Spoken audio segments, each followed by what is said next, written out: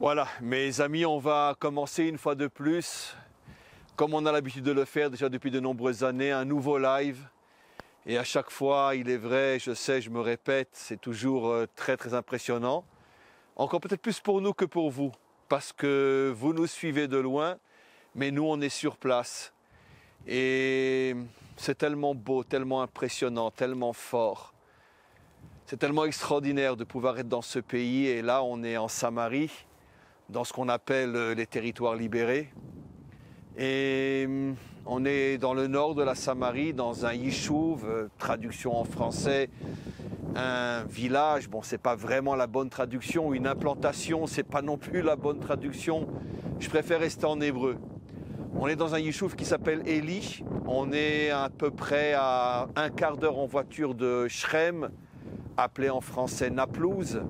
L'endroit où est enterré Yosef. Et un endroit qui compte pas mal de familles francophones. Dans quelques minutes, on va interviewer quelques francophones qui sont ici, vous allez voir. On a 2 jeunes femmes et 2 hommes aussi. Et chacun va raconter un petit peu son histoire, pourquoi l'Alia et certaines questions que je vais bien sûr poser. Il est vrai, je vous le dis très très franchement, ce live-là a pour but il y a 2 raisons. La première raison, c'est bien sûr de motiver nos frères et nos sœurs qui sont encore en dehors du seul endroit où un juif devrait être, ici en Israël. Et ce n'est bien sûr pas une critique, à Dieu ne plaise. Moi-même, je ne suis venu en Israël qu'à l'âge de 35 ans. Et donc, je suis le dernier à critiquer ceux qui ne sont pas encore là, puisque chacun a son parcours, chacun a son cheminement. Et ce n'est certainement pas à nous de dire à quelqu'un « mais qu'est-ce que tu fais encore en France? Pourquoi tu n'es pas là ?» Notre but, c'est simplement de montrer que notre place véritable est là. Pour l'un, ça va prendre 20 ans, pour l'autre 30 ans, un autre 40 ans, un autre 10 ans, peu importe. Chacun a son cheminement.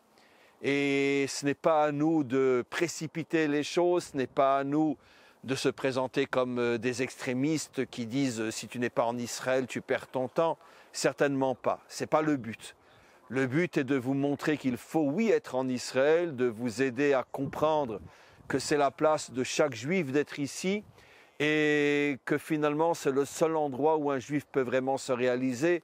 Et je suis sûr qu'en discutant avec les 4 personnes que nous avons choisies pour parler de leur aliyah et de ce qu'ils font ici en Israël, je pense qu'on arrivera à cette motivation. En tous les cas, on est encore une fois ici en Samarie. Shmuel est en train de filmer, de vous montrer ce magnifique paysage. Et la deuxième raison pour laquelle on fait ce live, et là je m'adresse à nos très nombreux amis non-juifs qui suivent aussi ce genre d'émission, c'est pour que vous ayez bien sûr, et ce n'est pas la première fois qu'on le fait, que vous ayez une autre approche de ce que malheureusement toute l'intoxication antisémite ou antisioniste que malheureusement dont vous êtes victime en France par les médias, par les journaux qui vous font croire que dans les territoires qu'eux appellent occupés, que nous appelons libérés, il n'y a que des barbares qui vivent ici avec des têtes de mort, des occupants nazis, c'est ce qu'on vous fait croire. Vous allez voir, vous allez rencontrer, faire la connaissance de 2 jeunes femmes qui n'ont vraiment pas la tête d'être des nazis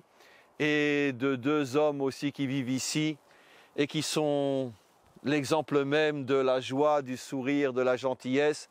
Et s'il y a bien malheureusement des victimes dans ce pays, ce ne sont bien sûr pas nos voisins, ce sont nous. Car jamais un juif n'a levé le petit doigt sur son voisin alors qu'eux n'arrêtent pas de tuer nos femmes et nos enfants et dès qu'ils ont l'occasion de le faire. Et bien évidemment, ce genre de live permet d'avoir un minimum de rectification de la vérité vraie. Comme vous le savez, je m'adresse toujours à tous nos élèves non-juifs qui nous suivent. Vous êtes des milliers. Vous savez très bien que ça fait des millénaires que bien sûr pas toutes les nations, mais en tout cas souvent les gouvernants ou ceux qui ont le pouvoir chez les nations, qui n'arrêtent pas de présenter le peuple juif comme un peuple qui a tous les défauts au monde. C'est nous qui avons tué le Fils de Dieu, c'est nous qui empoisonnons les puits, c'est nous qui sommes responsables de tous les malheurs du monde depuis des millénaires. Et donc ce genre de live est très important parce que ça vous permet de vous rendre compte que finalement le peuple juif est un peuple, je ne dirais pas comme les autres, mais peut-être je dirais ça comme un défaut. Il a le grand défaut d'être beaucoup plus gentil que les autres, c'est pour ça que c'est plus facile de lui taper dessus que de taper sur les autres, parce que le peuple juif est habitué quand on lui tape dessus à dire merci Hachem et ne pas réagir comme il devrait réagir.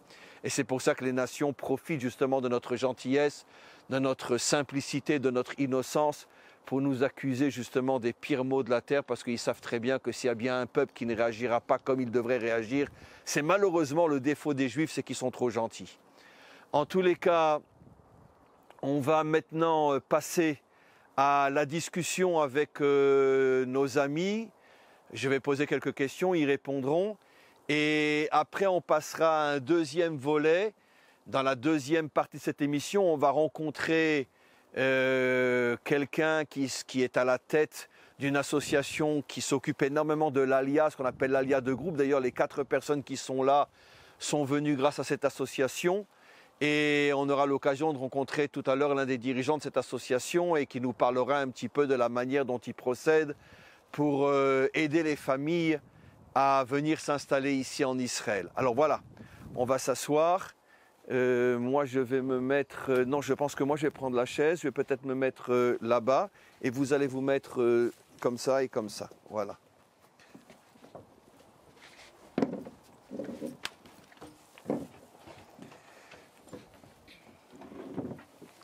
Voilà. Alors, on va faire les présentations des terribles colons. Sortez vos dents de monstres. Hein? Non, parce que vous êtes un colon, vous. Ah oui, bien sûr. Hein? Alors, vous êtes forcément un barbare. Non, c'est mon humour à dessous. Oui, bien sûr. Voilà. Alors, on va les présentations, vite fait, et pas de questions, juste présentation. David Pinchas. David Pinchas. De Eli. À l'origine de quelle ville? Je suis monté à partir de Toulouse. À partir de Toulouse. Après, si je vais poser des questions plus honnêtes. Mais David Pinchas de Toulouse, il y a combien d'années? On est dans la 7e année, il y a 6 ans. 6 ans. Shai Zandberg de Bruxelles. Ah, vous êtes de Bruxelles, Il y vous? a 7 ans, ouais. Ah. On s'est croisés À Bruxelles, on s'est croisés? il y a 30 ans, rue de la Source. La petite yeshiva que... C'était ma yeshiva. Ben oui, c'est pour ça C'est qu'on s'est pas croisés. vrai. Quoi? Vous êtes venu à ma yeshiva à Bruxelles il y a 30 ans? C'est là que j'ai commencé à me Incroyable. reprocher du judaïsme. Ah bah alors là, c'est la surprise du siècle. Je suis venu rien que pour ça, alors. C'est pas possible. Je ne me reconnais pas, mais... Bon, donc, on a avancé dans la vie. J'avais, il y a une trentaine d'années, j'avais un centre d'études pour étudiants à Bruxelles et notre ami vient de me dire qu'il m'a connu à cette époque-là là-bas. Incroyable, comme le monde est petit. C'était bref. Donc, de Bruxelles, il y a combien d'années que vous êtes là, vous? C'est ma 7e année. 7e année, vous aussi. Alors moi c'est Jessica Elbaz, anciennement de Villeurbanne. Je rentre dans la 6e année de l'ALIA directement. 6e année, vous aussi. Voilà, moi c'est Sarah Koefik, Melman maintenant. Moi aussi je suis de Villeurbanne et moi aussi ça fait 7 ans que je suis ici. Donc plus ou moins tout le monde, ça fait 6-7 ans que vous êtes là. Un hasard. Voilà.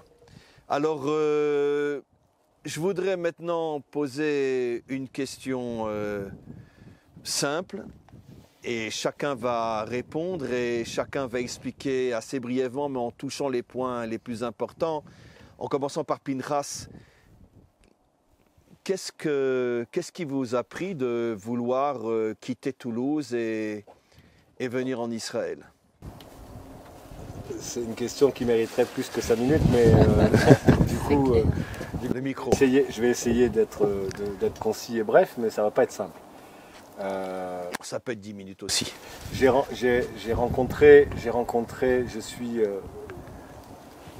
passé par des détours, des grands détours dans ma vie et dans ma vie spirituelle encore plus, qui m'ont amené l'autre bout de la planète, dans d'autres contrées, notamment en Inde, mais dans d'autres endroits également, l'Afrique, l'Amérique du Sud, en quête et en recherche de quelque chose Spirituel. en quête et en recherche spirituelle, oui, bien sûr. Et je passais tous les matins pas très loin d'une synagogue à Toulouse, dans laquelle je n'avais jamais mis les pieds. Vous étiez complètement assimilé. Vous êtes, Totalement. oui. Et à partir de là, j'ai été invité une fois à rentrer dans cette synagogue. Et c'était un jour de Kippour. Et il s'est passé quelque chose d'assez étrange sur lequel je ne vais pas m'étendre là tout de suite, mais qui m'a fait comprendre que j'étais arrivé au bout du chemin. Et donc j'ai entamé un processus de retour, mais je ne comprenais pas comment un processus de retour pouvait se faire sans fouler la terre qui était la nôtre. Et donc ça a été un long processus qui a duré à peu près 7 ans, jusqu'à ce qu'on rencontre, mon épouse et moi, Shalom Var et l'Aliyat Group, et on est venu ici en séminaire et on a été choisi par l'endroit. Donc, vous quatre, vous êtes venus, enfin les 4 familles, vous êtes venus avec Shalom Var. Shalom Var, c'est le responsable de l'association dont on va voir l'un des responsables tout à l'heure. Lui-même, en ce moment, est en France. Shalom Var, juste pour résumer, c'est... Je ne donnerai pas de qualificatif parce que quoi que je peux dire, c'est encore une insulte par rapport à la grandeur du personnage. Un homme qui a voué une grande partie de sa vie, il a voué toute sa vie à la construction du peuple juif ici en Israël. Il était même maire à une certaine époque, il était maire à Kiryat Arba. Et donc un homme qui a voué toute sa vie à une famille hors du commun. On ne peut même pas expliquer ce que c'est. Il y en a 2 ou 3 ou 6 ou 10 familles comme ça dans la génération. Et ces dernières nombreuses années, il a voué sa vie, ça fait déjà plus de 20 ans je pense, même peut-être plus, à l'Aliyah de groupe. Il est constamment en France et il groupe des familles et il a toute une institution qui permet aux gens de venir s'installer ici. On en parlera tout à l'heure avec un de ses associés, parce que lui justement est parti en France samedi soir pour une nouvelle Aliyah de groupe. Et donc il y a tout un réseau qui facilite d'une manière extraordinaire l'Aliyah. Donc vous 4, vous êtes venus par ce billet-là. Alors? Voilà, et c'est lorsqu'on a fait... Ah, et où c'est que vous l'avez rencontré, Shalom Var? Je ne sais plus très bien. On l'a rencontré à Paris. On l'a rencontré à Paris lors du premier séminaire de l'Aliyah. Ah, lui avait fait un séminaire et c'est comme ça que ça vous a attiré pour aller le On a voir. envoyé un courrier, il nous avait répondu qu'il ne pouvait pas descendre, on ne pouvait pas se voir, mais qu'il nous invitait au premier séminaire et ça s'est enclenché de cette façon-là. Très bien. Et ensuite, on a le parcours de l'Aliyah Group, c'est 1 année. Avec 3 séminaires, plus une année en France. En France, oui. Il y a 3 séminaires de préparation, de formation. Plus un voyage d'études qui nous permet de choisir les endroits sur lesquels on va désirer s'installer. Et on rencontre tout un tas d'acteurs de la vie israélienne. Mais le groupe dans lequel vous faisiez partie, vous amenez directement ici à Eli. Alors, certains ont choisi Eli, d'autres ont été dans d'autres endroits. Il y avait Hadera, je ne sais plus cette année-là quelles étaient les destinations qui étaient proposées. Ah, il y avait plus des villes ou des villages comme celui-là. Voilà, tout à fait. Et lorsqu'on est... Lui-même vit ici, Shalom Var vit ici. Et lorsqu'on est arrivé, voilà, ça a été le coup de foudre. Le coup de foudre pour la région, le coup de foudre pour les gens qui étaient ici, le coup de foudre pour Israël avec le berceau vraiment d'Israël. On est à quelques centaines de mètres de Shiloh, on est à quelques... Là, il y avait le tabernacle. Et d'ailleurs, il faut préciser que les 2 territoires, entre parenthèses, les plus revendiqués par le monde entier, qui sont la Judée et la Samarie, c'est les 2 territoires dont la Bible ne parle que d'eux, comme appartenant à toute l'histoire d'Israël. Ça veut dire que le culot des nations, je veux dire, dépasse l'entendement. Ça veut dire dans toute la Bible, on ne parle jamais d'autres territoires. Judée, Samarie. Toute l'histoire biblique d'Israël, c'est en Judée et Samarie. Et comme par hasard, ce n'est pas à nous. Ça veut dire que... Et la route des patriarches qui passe ici, le chemin, évidemment. Puisque la première révélation, d'ailleurs c'est notre paracha, Lech Lecha. On est d'une manière providentielle dans la paracha où Dieu va se révéler pour la première fois à un quart d'heure de voiture d'ici, même pas. Et c'est là que Hachem se révèle à Abraham et lui dit voilà, cette terre sera à toi.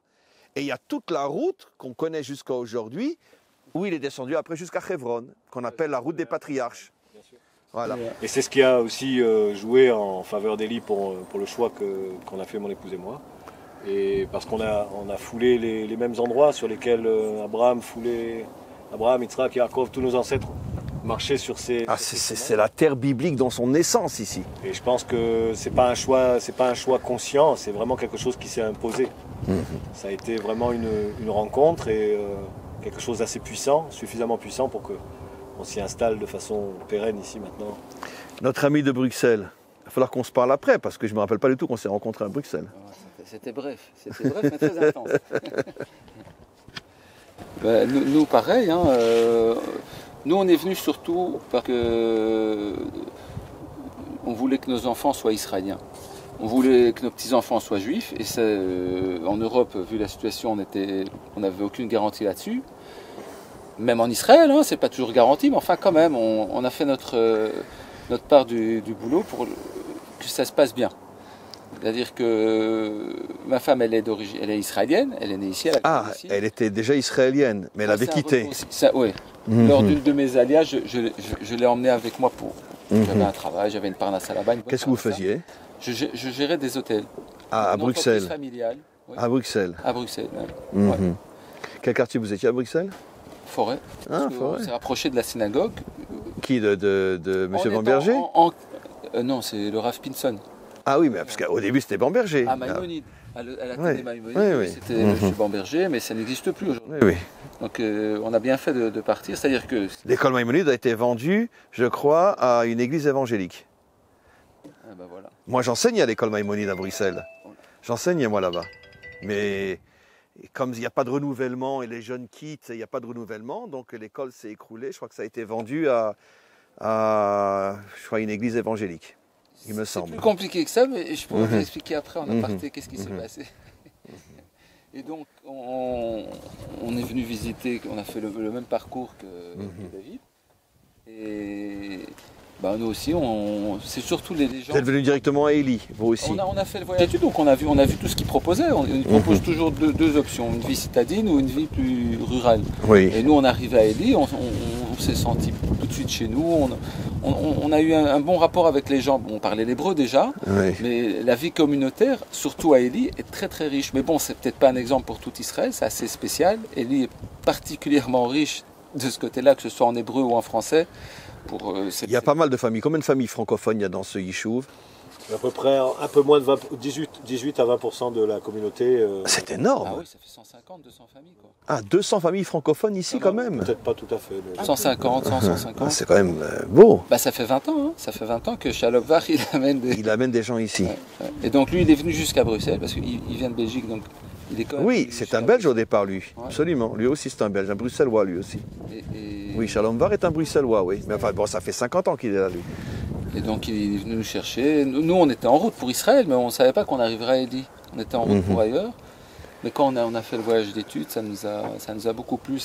C'est cette vie communautaire. Le fait de faire une alia avec un groupe, c'est beaucoup plus fort. C'est une nouvelle famille. Donc on est plusieurs. Oui, justement, ça, on va en parler de ça parce que c'est... Ça soutient beaucoup. Ceux qui sont là avant et qui ont fait le même parcours, c'est la famille, mais un peu plus éloignée. Et ceux qui viennent après, pareil. Je pense qu'aujourd'hui, c'est la meilleure solution, c'est l'alia de groupe parce qu'on n'est pas livré à soi-même, on n'est pas perdu, on est aidé au moins pendant la première année. On est soutenu par des infrastructures solides et des gens qui s'y connaissent. Et de toute façon, je veux dire, bon, moi, d'après l'expérience que j'ai maintenant, ça va bientôt faire 28 ans que je suis en Israël. J'ai vu les meilleures réussites au niveau de l'alia, c'est l'alia de groupe. C'est l'alia de groupe, l'intégration se fait avec une puissance, avec une force inimaginable. Alors on va passer maintenant aux dames. Alors, moi je vais rajouter avant de raconter mon histoire. Moi j'ai la chance d'avoir en Israël ma belle-mère qui habite justement à Petah Tikva en ville. Parce que vous êtes marié avec un Israélien. Je suis mariée avec un Israélien mais qui a vécu longtemps en France. C'est-à-dire en vérité il est né en Israël mais sa famille avait quitté a quitté à l'âge de 3 ans, quand il avait 3 ans, et il est revenu à l'âge de 18 ans. Donc c'est-à-dire que pendant 15 ans, il était en France? Non, seulement ses parents. Lui est resté en France. Il n'a pas voulu retourner tout de suite. Sinon, ce ne serait pas rencontré. J'ai pas compris. Lui, combien de temps il était en France? Il est resté en France. Ses parents sont revenus. 18 ans. Il est resté en France. Voilà. Et ses parents sont remontés en Israël. Et donc j'ai la chance d'avoir mes beaux-parents à Petah Tikva. Donc lui, il parle français couramment, lui, votre mari. Il parle très bien oui. français. Et nous avons fait le choix de venir à Eli parce que justement on a senti ici quelque chose d'unique, de spécial, un lien aussi avec la famille ne peut pas apporter, c'est qu'on partage des choses ensemble et on construit. Au niveau de la communauté. Au niveau de tout ce qu'on vit par rapport à notre émouna, par rapport à notre alia elle-même, on partage ces choses-là et c'est tellement fort de pouvoir le partager avec quelqu'un qui le comprend. Et pour moi, et mon mari, ça a été important d'avoir les gens autour, des amis autour avec qui on a fait la vie. Bien que je reviendrai sur cette question-là, mais puisque vous avez déjà évoqué la chose, qu'est-ce qu'il y a de spécial, par exemple, à votre avis, ici, que peut-être que dans une ville, on n'aura pas? Déjà le lien avec les gens, puisque c'est comme une petite famille, c'est comme chacun est proche de l'autre, chacun peut partager avec l'autre, chacun est là pour l'autre.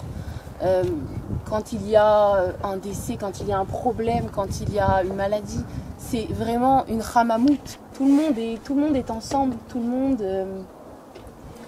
monde on ressent vraiment la hardout du Ham Israël. Tout le monde est impliqué avec tout le monde, tout le monde connaît tout le monde. Voilà. C'est comme une grande famille. Bien que combien de familles il y a à peu près à Eli en tout, Israéliens compris? À peu près 900. 900 familles. En comptant que la moyenne, on va dire, c'est, puisqu'il y a des familles plus âgées, moins âgées, on va dire 4 enfants par famille, en moyenne. Il y en a beaucoup plus et beaucoup moins, mais en gros, 5-6, la moyenne 5-6. 5000 personnes. Donc ça fait à peu près 5000 personnes. Après, oui. Et malgré le fait que c'est 5000 personnes, on sent vraiment que c'est une famille. Ah ouais, vraiment, c'est extraordinaire, c'est quelque chose d'unique qu'on ne rencontre pas souvent. Et c'est vraiment, pour moi et mon mari en tout cas, ça a été extraordinaire. Maintenant, mon mari, il n'est pas là. Il vibre beaucoup pour Shiloh qui est l'endroit du Mishkan. Oui, qui est à 5 minutes en voiture d'ici. C'est un endroit extraordinaire. D'ailleurs, sur certaines collines de Eli, on voit Shiloh. Ouais. Oui. D'ici, c'est un peu loin, mais Oui. c'est un endroit où on ressent une doucha spéciale, un air spécial. Moi, j'aime beaucoup cet endroit-là et je vibre beaucoup. À Shiloh, oui. Shiloh, c'est très particulier. Voilà, j'y étais souvent pour plein d'occasions, mais j'aime toujours aller à cet endroit-là, vraiment. C'est quelque chose de spécial. Alors, et vous? Vous venez de Villeurbanne, vous aussi? Alors moi, contrairement à tout le monde ici, j'ai pas choisi en fait l'endroit puisque j'avais que 15 ans et demi quand je suis arrivée. Donc c'est ma mère et son mari qui ont décidé. Voilà, mais c'est vrai qu'on n'a pas été déçus du choix. Moi je me rappelle, un premier souvenir en arrivant à Eli, c'est qu'on était arrivé assez tard dans la nuit. D'ailleurs on est monté dans le même groupe avec Shai. On était arrivé assez tard dans la nuit et que malgré l'heure tardive, il y avait énormément d'Israéliens qui nous attendaient dans notre future maison avec des bonbons, des gâteaux, un peu de nourriture, un qui a emmené un micro-ondes, un qui a emmené un frigo, enfin vraiment pour qu'on ait l'essentiel. Et on vous avait déjà réservé des appartements où vous alliez être? Oui, alors je sais pas vraiment comment ça s'est passé, voilà, parce qu'à l'époque... Bon, ça c'est Shalom qui a tout organisé. Exactement. Shalom Var. Mais je sais que ça veut dire que même le temps que le cadre il arrive, on a manqué de rien grâce à Dieu. Il y avait toujours les voisins qui aidaient. Quand c'était pas les voisins, alors c'était les Français qui étaient là un peu avant nous, qui nous expliquaient comment ça fonctionnait. Et voilà, et moi, quand je suis arrivée... C'est intéressant la différence entre vous et les 3 autres, c'est qu'eux sont arrivés déjà mariés, famille. Vous êtes arrivés, vous aviez 15 ans. Oui. Et en combien de temps vous avez appris l'hébreu? Et ben en fait, j'ai pas vraiment eu le choix parce que je suis arrivée et j'avais 6 mois en fait avant le bac. Donc ils m'ont dit... oui, parce que le bac en Israël commence à partir de la seconde. Voilà. Oui. Du coup, ils m'ont dit, Be'atzlacha, bonne chance. Du coup, moi, j'étais dans une Oulpena. C'est une école... À Shiloh. Non, moi, j'étais à Ofra. À Ofra, pardon, à Ofra, oui, la Oulpana de Ofra. Oui, oui. Il y a pas mal de Français là-bas aussi. Voilà, et en fait, là-bas, il y avait des cours d'Oulpan. Donc, on a appris l'hébreu en petits groupes et en même temps, doucement. Ils nous intégraient à la classe, ils nous laissaient... On était aussi dans les chambres avec les Israéliennes. Maintenant, il ne faut pas voir ça comme un internat. Hein. Au contraire, à la fin, on n'a plus envie de rentrer à la maison parce que c'est mieux de rester avec les amis là-bas. Voilà, et c'est comme ça en fait. Et donc vous avez fait toute votre scolarité à Ofra. Oui. Ofra est un yishuv qui est à un quart d'heure d'ici en voiture. De la seconde à la terminale, oui. Où il y a pas mal de Français aussi. Oui.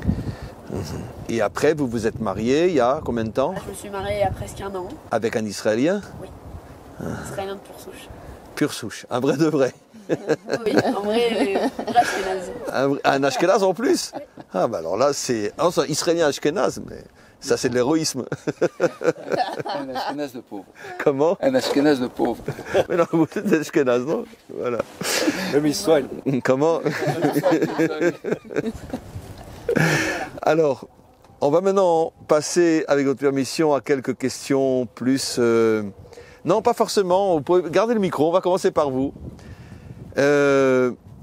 Je sais, puisque bon, je continue à voyager pas mal en France, plusieurs fois par an, pour rencontrer les communautés, bien sûr pour faire des séminaires, etc., mais pour rencontrer des juifs sur place.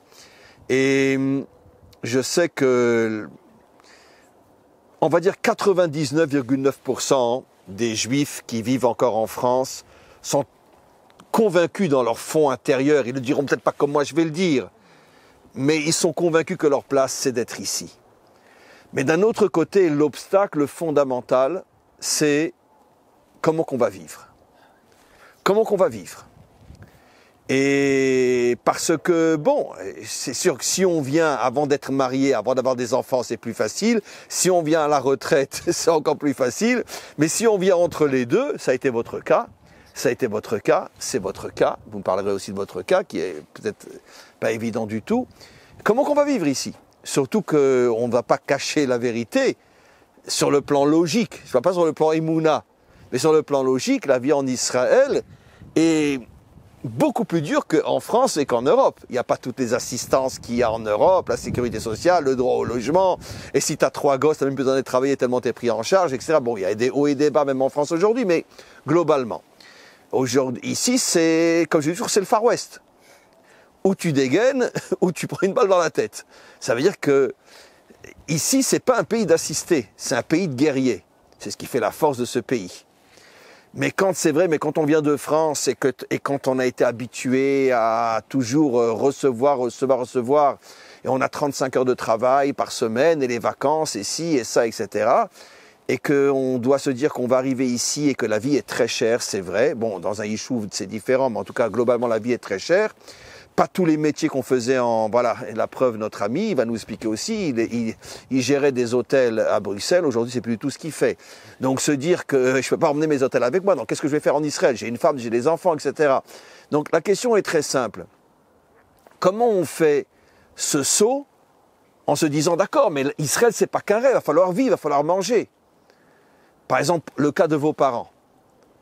Parce que vous aviez 15 ans, mais vos parents, ils avaient forcément un travail et une bonne situation en France. Qu'est-ce qui va se passer ici? Alors, ma mère, à l'origine, elle était prof, voilà. Prof en France? Oui. Prof de quoi? Je crois du CM2. Oui. Elle était aussi directrice d'école avant quand on habitait à Grenoble. Oui. Voilà, aussi de l'école Maïmonide. Oui. Mais c'est vrai que quand elle est arrivée, au début, elle s'est demandé qu'est-ce que je vais faire. Même si en vrai, il y a possibilité, je veux dire, de trouver un poste comme professeur de français, mais... C'est pas évident du tout. C'est pas évident, il faut trouver, il faut que ça soit pas trop loin. Et puis, grâce à Dieu, j'ai encore des frères et sœurs, et j'ai un petit frère de 4 ans, donc elle peut pas non plus aller à chaque fois... Donc elle a ouvert ce qu'on appelle un mishparton. Donc, Et en français, elle a ouvert une crèche. Voilà. Donc de professeur, elle a pris sur elle, si c'est pas indiscret, quel âge elle avait quand elle a fait ça? Je sais pas, je pense 40. Oui. 43, 40. Non, c'est pas évident. À 43 ans, de professeur décider de prendre sur soi, d'ouvrir une crèche, avec toutes les difficultés qu'il y a. Et donc elle a ouvert une crèche ici à Élie. Oui. Et j'imagine que ce n'était pas la seule. Il y en a des dizaines, puisque c'est bourré d'enfants ici. Ah oui. Donc c'était aussi une grande concurrence, il fallait qu'elle se fasse sa place. Grâce à Dieu, Baruch Hashem, eh ben, elle a bien réussi. Elle a bien réussi. Baruch Hashem, et son Mais elle mari- travaille dur, j'imagine. C'est un travail très dur, ça veut dire que c'est 10 fois plus dur que ce qu'elle faisait en France. Disons que Non un bébé et quelqu'un de CM2, c'est pas la même chose. Voilà. Non, dans ce sens-là, je dis c'est 10 fois plus dur. Mais en même temps, on s'adapte à tout aussi. On s'adapte à tout ici. Pourquoi on s'adapte à tout ici? Parce qu'on a la chance de... Je sais pas comment exprimer. On a la chance de recommencer tout à zéro. Mais en même temps... moi, je vais parler pendant mon expérience personnelle, ce sera plus facile. Moi, je faisais les choses, par exemple, en France, de ce que je me souviens, je restais toujours quand j'étais en dehors du travail, je faisais jamais ni de rougim, ce qu'on appelle. Qu'est-ce que vous faisiez comme travail en France? Moi, avant de partir, j'ai décroché un CDI chez un grossiste, un juif. Donc j'avais toutes mes vacances, j'avais pas de difficultés réelles Pour les fêtes, pour etc. les fêtes, etc. Et je venais de décrocher mon CDI, donc j'avais plus de... C'est quoi problème. CDI? Un CDI, c'est un contrat à durée indéterminée. Ah oui. En fait, on ne peut pas être viré si vous voulez. Oui. Enfin, il faut des bonnes raisons. Donc en fait, j'avais une place bien fraîche, quoi. J'avais besoin de bouger, j'étais confortable, mais j'avais aucune raison de quitter la France. Ici, ce que j'aime, c'est que malgré les difficultés qu'on a à trouver notre voie, notre travail, on peut faire plein d'autres choses qu'on ne faisait pas en France, hormis ça. Pour moi, par exemple, c'est faire des choses que j'aime. J'apprends à me connaître moi-même, à me dévoiler. C'est ce que la terre d'Israël, elle m'a permis de révéler ici. Notre identité réelle, Ouais. qui on est véritablement. Ouais, en fait, je veux pas trop déborder. Ça fait des années que je me démangeais la peau et j'ai jamais su ce que j'avais réellement. Les médecins me disaient non, vous avez rien, madame, vous avez rien. Et quand je suis arrivée ici en Israël, 1 an après mon alia, j'ai un psoriasis qui s'est déclaré. Et ces psoriasis, c'est plein de boutons sur la peau. En fait, la peau se multiplie. Et pour moi, ça a été une révélation, en fait, que la terre d'Israël, on dit qu'elle rejette ses habitants. En fait, la peau, c'est la mer, c'est la terre pour moi. Et elle a révélé en moi tout le potentiel, en fait, que j'étais capable de réaliser.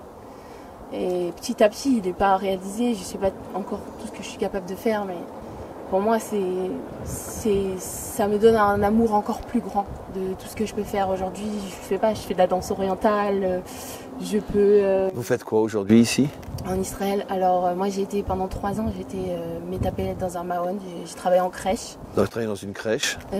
Ensuite, quand ma maladie s'est déclarée, que j'ai plus pu travailler, j'ai cherché d'autres choses qui me correspondaient plus. Aujourd'hui, je m'oriente plus vers une formation en coiffure. La danse orientale aussi, c'est quelque chose que j'aimerais bien approfondir peut-être. On peut aussi donner des cours. Ici, tous les rêves en fait sont réalisables. On peut vraiment aller là où on a envie. C'est le pays des miracles. Ouais, en fait, pas le pays des miracles parce qu'on ne peut pas dire que c'est le pays des bisounours, ce serait trop... Non, mais miracle dans le vrai sens du terme, ça veut dire que dans le sens de la bénédiction, dans le sens de la émouna, si on a une émouna réelle, on voit une bénédiction absolument incroyable. C'est-à-dire que c'est ça la différence fondamentale entre l'approche occidentale et l'approche en Israël. C'est que en Occident, tu dois avoir une approche logique si tu veux manger. Ici, tu dois avoir une approche beaucoup plus spirituelle, beaucoup plus fondée sur la confiance en Dieu. Et tu vois des miracles absolument incroyables se réaliser. Pinchas, vous alors, sur le plan Parnassa, je crois que vous êtes psychologue aussi? Oui, je suis psychologue. Enfin, j'étais psychologue en France, j'étais psychothérapeute en fait. Je vais avoir du mal à rebondir sur tout ce que vient de dire Jessica parce qu'elle a très, très bien parlé. J'ai fait la Alia à un âge où normalement on ne le fait pas vraiment. Je suis monté, j'avais 50 ans et effectivement tout laisser derrière c'était vraiment un pas de la foi, c'était vraiment un saut dans l'inconnu. Et ça a été de révélations les unes après les autres. Et effectivement le pays n'est pas simple. Et si j'avais un seul conseil à donner à des gens qui envisageraient ou qui sont prêts de sauter dans le vide, c'est juste d'apprendre la langue. Moi, comme j'ai découvert ça assez tardivement, j'étais vraiment tout débutant.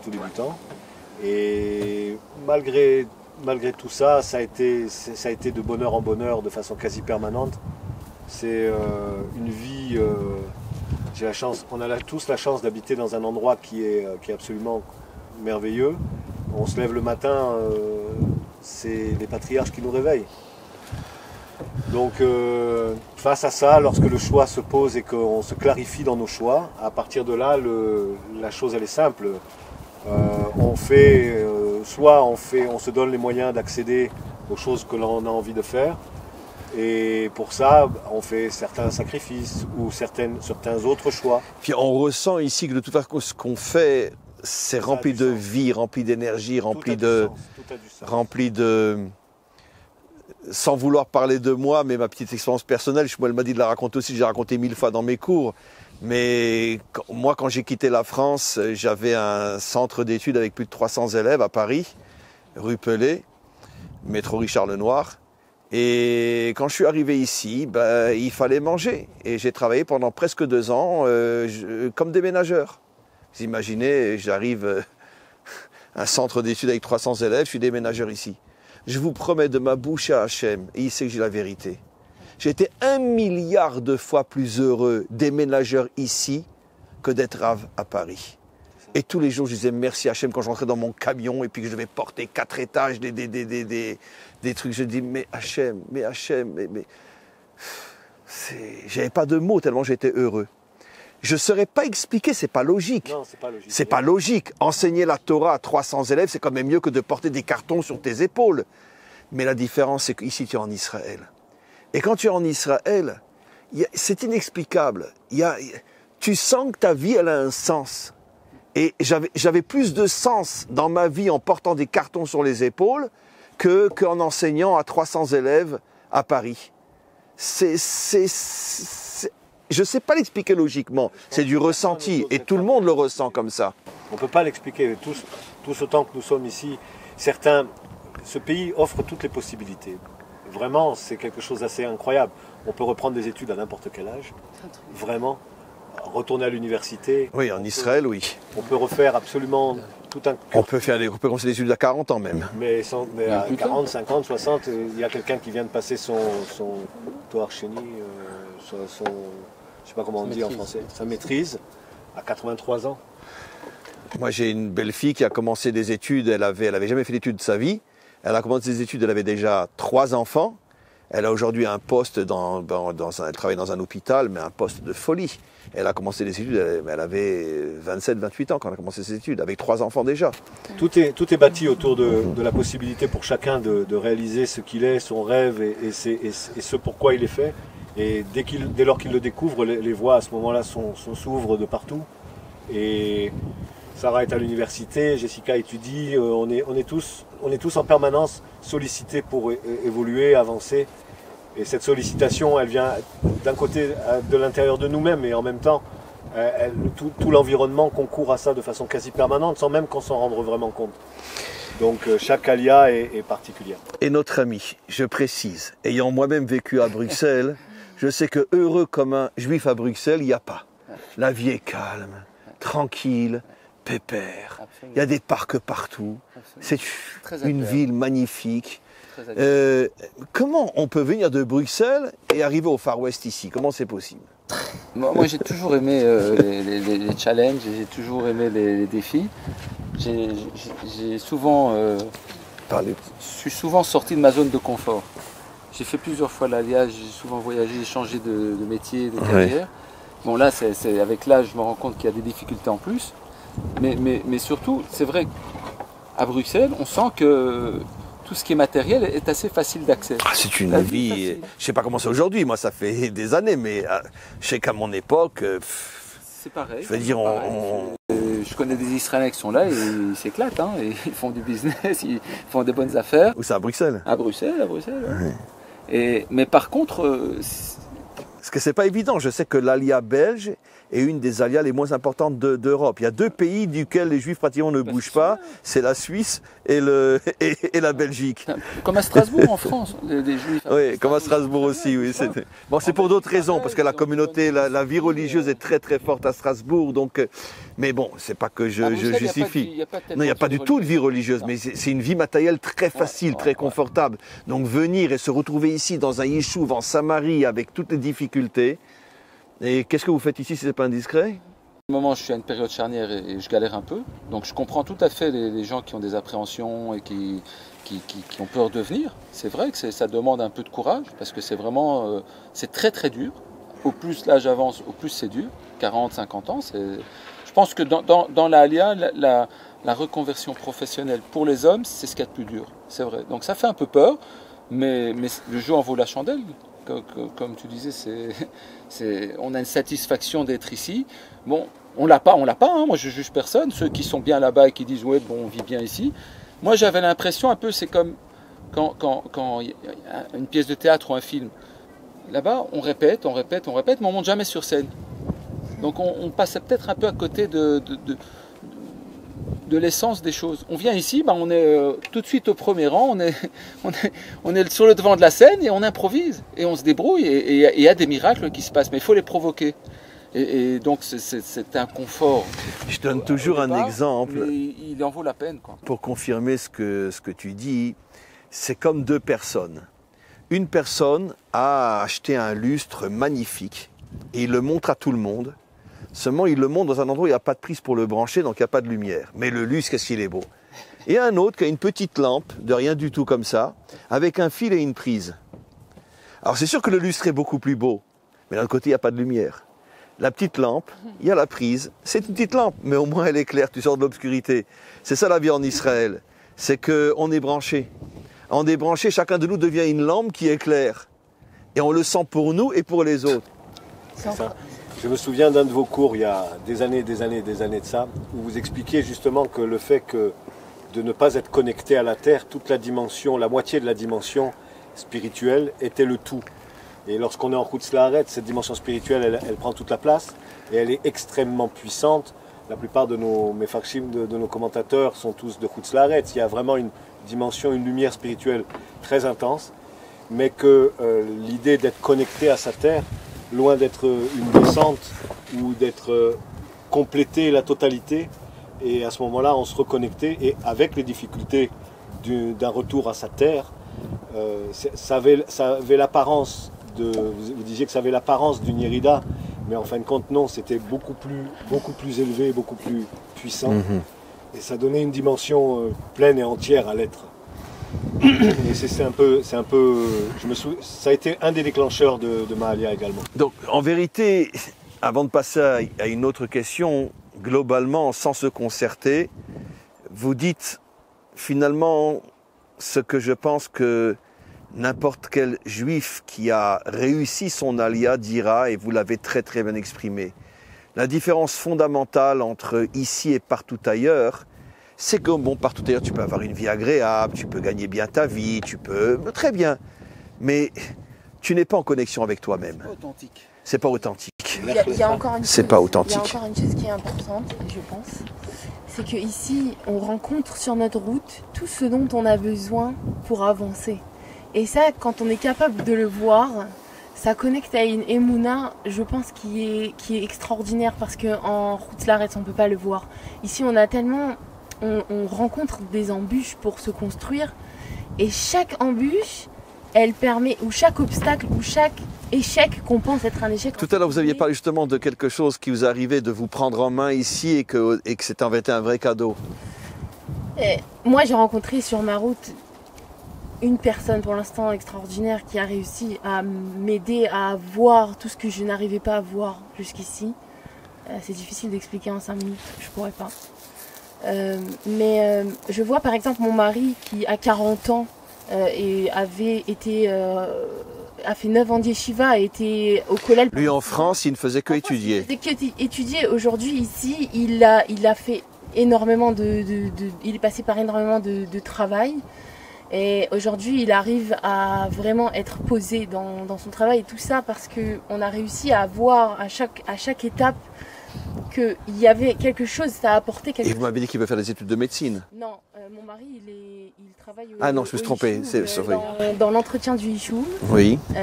Et il fait une formation actuellement dans les autobus pour devenir conducteur d'autobus. Ici, dans cette région-là. Voilà, ce qui n'est pas du tout quelque chose de faisable en France. À 42 ans, il va être, je l'espère, conducteur d'autobus. Pour amener des enfants ou il pourra tout conduire, n'importe quel autobus, ça peut être des transports en commun, tout quoi. Je dois faire attention de ne pas pleurer parce que je pense quelqu'un qui a passé sa vie au Kollel en France et ici, il va être conducteur de bus. C'est quoi le mieux? Et sachant qu'on a plein d'autres projets en cours. C'est extraordinaire, c'est fabuleux. C'est vraiment l'exemple de... Mais c'est difficile à transmettre le message parce que tu vas dire à quelqu'un, admettons, qui étudie dans un collège en France, tu vas dire, est-ce que tu accepterais de tout lâcher pour devenir conducteur de bus en Israël? Il va dire, mais ça va pas, non, mais moi j'étudie la Torah, je vais pas dire... Mais il n'y a que quand tu es ici, tu te rends compte que finalement... Il y a une prise de conscience. Même comparer, c'est déjà une insulte pour conducteur de bus en Israël ou être dans un kollel en France. Je ne veux même pas essayer de comparer parce qu'on ne compare pas la lumière à l'obscurité. Il n'y a pas de comparaison possible.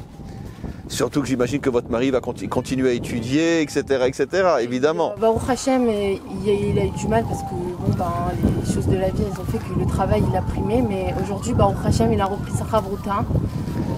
Au début, il y avait tout le problème de l'installation, etc. Le travail, tout, mais on arrive à replacer l'étude et pour lui, c'est toujours important. Il a toujours étudié seul, même s'il n'a pas pu le faire en chavruta. C'est quelque chose qui est important pour lui. Et voilà. Et je voulais aussi remercier Shalom et Liat parce que je ne l'ai jamais fait. Shalom Var et son épouse, bien sûr. En fait, très en colère au départ parce que quand ils sont arrivés chez nous, ils nous ont dit « Vous êtes trop mignons, on ne peut pas vous laisser ici. » Où ça, ici? À Eli? Non, en France. Ah.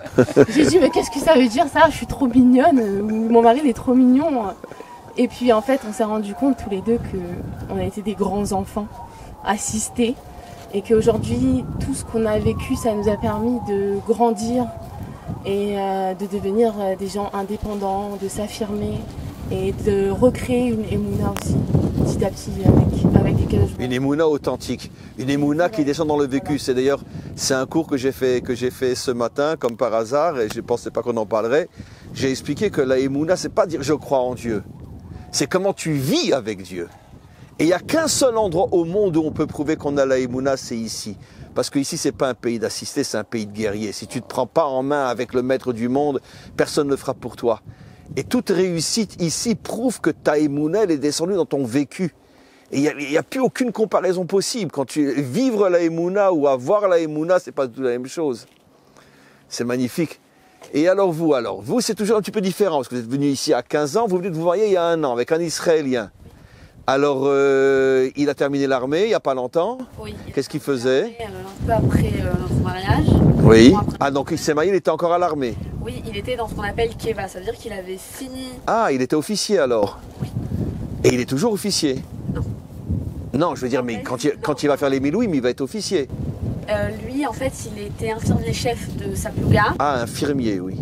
Donc en fait, ce qui s'est passé, c'est qu'il y a eu un problème au niveau de l'armée, au niveau du timing, les cours, quand est-ce qu'ils se terminaient, il n'y avait pas assez d'infirmiers, donc son Mefaket, il lui a demandé si ça... Son officier. Voilà, il lui a demandé qu'il pouvait rester encore un peu à l'armée, encore quelques mois, pour continuer à remplir la fonction, et du coup, on a dit, bon, ben voilà, c'est... On a dit de toutes les manières... On était encore un peu avant le mariage, les 2 premiers mois, moi j'étais à l'université, donc c'est vrai qu'on n'a pas vu de problème et qu'au contraire, non seulement l'armée, je trouve que c'est vrai que ça fait un changement, je l'ai vu aussi chez ma soeur qui ont fait l'armée, c'est vrai que ceux qui sortent de l'armée en général, ils sont plus posés, ils sont prêts, ils sont prêts à la vraie vie.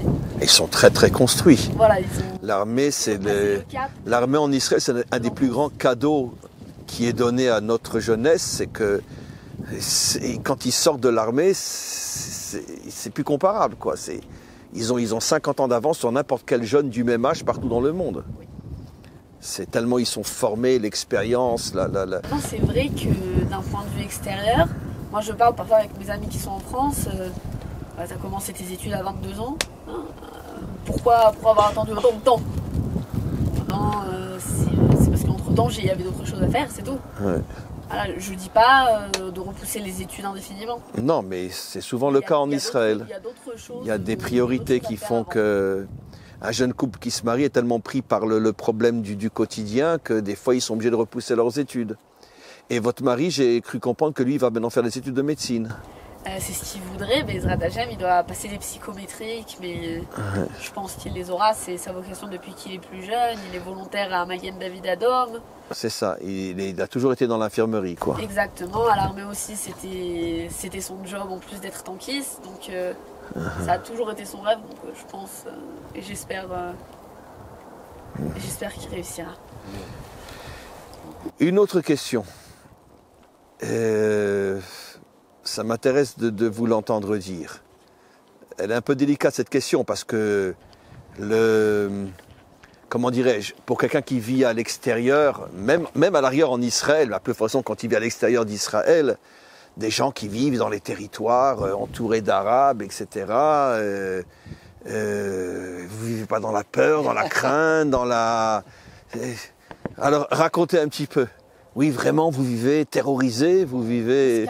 On se cache sous la table. On mange un palestinien tous les matins au petit déjeuner.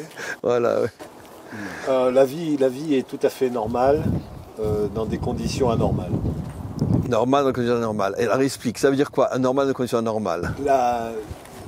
Les lois internationales ne reconnaissent pas ce territoire comme étant Israël. Des conflits juridiques sans fin et incroyables sont partout sur la planète. Le moindre pays se mêle d'une histoire intérieure. Et au final, alors que c'est le berceau du judaïsme ici, tout le monde le conteste, tout le monde en conteste notre légitimité. Parce que le monde sait que la racine d'Israël, c'est la Judée-Samarie, et comme ça fait des millénaires que le monde veut déraciner Israël de sa source, donc il s'attaque à la Judée-Samarie, bien évidemment. Mais c'est sans compter avec des terribles colons, comme vous venez d'en voir. Oui. Vous faites peur, hein. Quand moi je vous vois, je vous entends, je peux comprendre qu'un Palestinien, quand il vous voit, il voit des... Il détale tellement vite qu'il essaie de nous tirer. Des jeunes femmes comme ça, quand elles passent dans la rue, on a l'impression que c'est des monstres. Si vous allez sur la route principale, qui est la route 60, qui est un petit peu en contrebas, dont on entend peut-être les échos dans le micro, vous verrez de tous les Yeshuvim, la plupart des enfants faire de l'autostop, c'est un sport national. Les bus roulent, les routes sont excessivement encombrées, plus d'ailleurs par les Palestiniens que par les Juifs, mais il y a une vie intense, foisonnante et bouillonnante ici. Et oui, c'est vrai, il y a des problèmes. Comme je dis toujours, et je m'excuse, mais c'est très important, je le rajoute, parce qu'on a déjà fait plusieurs excursions dans la région, et je dis toujours... les plus belles voitures, elles sont israéliennes ou palestiniennes? Hein? Faut pas poser la question. Ah non, parce que les Palestiniens sont très malheureux ici, c'est l'apartheid. Ça veut dire que toutes les Volvo, les Mercedes, les Jaguars, les 4x4, etc., c'est les Palestiniens. Par contre, les Juifs, eux, c'est des voitures tout à fait normales. Hein. Mais par contre, ils sont très très malheureux, ils n'ont pas d'argent, ce sont nos esclaves, etc. Regardez rien que les voitures qu'ils ont. Je dis toujours à tous les Français, venez, je vous en supplie, venez ici en Samarie, regardez les voitures. Qui a la Volvo, qui a la Mercedes, qui a la Jaguar. Pauvre, mais le problème, c'est un problème qu'on voit dans beaucoup de pays, que ce soit en Afrique ou en Asie, c'est qu'il y a un dictateur ou un dirigeant avec la caste dirigeante. Ils reçoivent, grâce à Dieu, je pense pas qu'ils manquent d'argent les Palestiniens, parce qu'ils manquent pas de support. Il n'y a qu'à voir les maisons et les villages. Ensuite, je suis tentée de dire, c'est pas de la faute aux Israéliens s'il y a un mec qui les gère et qui prend tout l'argent pour lui et qui laisse rien pour les autres. Ça, c'est pas de ma faute. Disons que ça, c'est pour la politique et la publicité. On laisse quelques endroits où on leur enlève tout, de manière à ce que quand les gens vont venir, regardez, ils n'ont pas de quoi manger. De temps en temps, voilà. On peut voir des jeunes sur la route, des jeunes Européens, que ce soit des Suédois, des Anglais, des Français, qui sont là sur la route avec un gilet jaune, avec écrit Free Palestine, on est là pour les protéger, mais pour les protéger de quoi? Moi, je me pose la question parce qu'en attendant, j'ai jamais vu un Palestinien se prendre une pierre sur la voiture, alors que nous, avec mon mari, on a déjà dû faire remettre la fenêtre et le pare-brise parce qu'on s'est déjà pris des cailloux. Ouais. Et on peut rien faire. On peut rien faire dans ces cas-là. J'ai jamais vu un Palestinien s'en prendre un de cailloux. Enfin, ou alors je suis myope. Donc, alors, dans la vie de tous les jours, je reviens à ma question, vous vous sentez tendu, vous vous sentez vivre dans un endroit dangereux ou pas? Non, absolument. Pas du tout? Non, non, absolument pas. On vit tout à fait normalement, nos enfants vont à l'école, prennent des bus, nous allons à Jérusalem, on est à 40 minutes de Jérusalem, on est à 40 minutes de Tel Aviv. On a un super canyon à Ariel. Nous avons des... Oui, Ariel, c'est juste à 10 minutes d'ici. Voilà, il y a un gros Vous êtes à l'université à Ariel, vous? Oui. un gros Yishuv qui est justement Ariel, qui est juste à côté. Oh, c'est plus un Yishuv, c'est déjà une petite ville, Ariel. Ça devient une Ouais. grosse ville, oui. Oui. Ça devient déjà quelque chose. Ouais, je connais Ariel, c'est déjà... On fait beaucoup de... Comment on dit, des tiolim, Des excursions. Voyage. dans tout ce pays Visite. extraordinaire. Et puis il y a un marathon une fois par an ici aussi. Oui, il est passé il n'y a pas longtemps. Ouais. c'était La Soukhot. À Soukhot. Ouais. Mais moi je dirais au contraire, hein, on se sent plus en sécurité ici que à Bruxelles. Je l'attendais cette réponse. À 11h du soir à la gare du Midi à Bruxelles ou dans certains quartiers, j'ai plus peur là-bas que de me promener ici à 3h du matin à faire du stop sur la route ici. Bah, ils sont pas parmi J'ai nous. pas peur ici même à 3h du matin, il n'y a aucun endroit où je J'attendais cette réponse parce qu'elle est tellement vraie. Moi, comme des milliers d'autres, je vais en voiture à Hebron. Dans ma voiture personnelle, je rentre dans Hebron. Rien. Mais je ne me promènerai pas à Paris ou à Marseille le soir. Même pas tu me payes, je ne le ferai pas. La vie en Europe est beaucoup plus dangereuse qu'en Israël et même en Judée et Samarie, c'est évident. Je ne sais pas, je ne suis jamais retourné en Europe. Grâce à Dieu. Le monde entier vient nous pourrir la vie avec des théories qui sont un peu après. Le monde du mensonge. Ça, c'est Sur le terrain, il n'y a pas de problème entre nous. On prend les mêmes routes, on fait nos achats dans les mêmes supermarchés, on travaille ensemble, on vit ensemble. Avec les païsignes, Il n'y a hein. aucun problème. Oui, mais bien sûr. Tout le monde veut la paix. Tout le monde, que ce soit. C'est les dirigeants, parce qu'ils se font plein de fric avec ces problèmes-là. De Tel Aviv, tout le monde veut la paix, que ce soit nos voisins ou nous. Le problème, c'est que on ne peut pas construire une paix sur des mensonges. Et tant qu'on aura des mensonges et des histoires qui ne tiennent pas la route, qui sont là pour essayer de faire la paix, eh ben, elle est impossible cette paix. La paix ne peut se construire que sur la vérité. Et la vérité, elle est écrite. C'est pas pour rien que tout le monde veut s'accaparer notre histoire et veut dire c'est nous les vrais Israël, c'est nous qui détenons la vérité, Jésus il était musulman et Moïse était musulman. Tout ça, on veut s'accaparer notre patrimoine. Bon, la vérité, ici la terre, elle parle, la réalité, elle parle, et la vérité, on la ressent. Donc on n'a aucun problème de sécurité, mais on ne pourra construire la paix que si tout le monde est d'accord sur cette vérité-là. Maintenant, si chacun vient avec sa vérité, ben, ça complique sincèrement les choses. C'est une des choses les plus difficiles quand on arrive, en tout cas je vais parler pour moi, mais j'en ai souvent parlé autour de moi, c'est le sentiment d'injustice quasi permanent en face duquel on est confronté tous les jours. Parce que quand on écoute les presses étrangères, quand on lit la presse étrangère, c'est tellement éloigné de la vérité, tellement différent de ce qu'on vit au quotidien et la façon dont on parle de ces bouts de terrain que ça va tellement à l'encontre de ce que nous vivons tous les jours que je dis souvent à des gens qui veulent faire leur alia, travailler le sentiment d'injustice avant de monter parce que c'est ici qu'on le vit le plus fortement. Je me rappelle la première fois qu'on a fait, ça remonte peut-être à 1 an ou 2, la première fois qu'on a fait un live dans un yishuv. Je me rappelle les réactions surtout des goïms, qui ont dit mais c'est incroyable, mais on imaginait que dans un yishuv c'était des gens avec une sale tête, des nazis quoi. Certains m'ont dit, excusez-moi Rav, mais on pensait que c'était vraiment la racaille d'Israël qui était dans cet endroit. On a vu des enfants, on a vu des jeunes femmes, des jeunes hommes souriants, normaux, etc. Peut-être encore plus souriants que partout ailleurs. Il dit, et je me rappelle, il disait, mais qu'est-ce qu'on nous raconte dans les médias? Mais on vous fait passer pour des assassins, alors que et les gens étaient choqués. Bon, maintenant, ça fait depuis le temps qu'on fait maintenant... On en a fait des lives dans des yeshuvim de non-juifs maintenant qui ont pris conscience de tous les mensonges qu'on leur vendait en France et partout dans le monde. Mais c'est sûr, c'est le peuple juif est le peuple sur lequel on ment le plus depuis des millénaires. C'est ça le gros problème. Le gros problème. Maintenant, je suis persuadé que, je ne vais pas parler en pourcentage, mais 60, peut-être même 80% des Palestiniens eux-mêmes demandent qu'une chose, c'est vivre tranquillement avec nous. Mais comme la plus grande source d'argent, c'est le terrorisme, ça fait des milliardaires, Et c'est évident que les terroristes tuent tout le monde pour continuer à avoir leurs milliards, y compris leur propre peuple. Oui, mais ce qui est très étonnant et ce qu'on vit ici, d'étonnement en étonnement, c'est que ces mensonges sont tellement gros, on se demande comment ça peut marcher. C'est-à-dire avec les juifs, ça marche tout le temps. Non, je parle du fait que les nations entendent ça au quotidien. Alors je comprends que à force d'être rabâché, un mensonge devient vérité. Ça fait des millénaires que ça dure, Pinchas. À partir du moment où ça fait des millénaires que le monde, c'est rentré dans l'ADN du non-juif standard. C'est dans l'ADN, c'est comme ça. Ça fait trop longtemps. Dans chaque génération, c'est toujours les juifs qui sont responsables de quelque chose.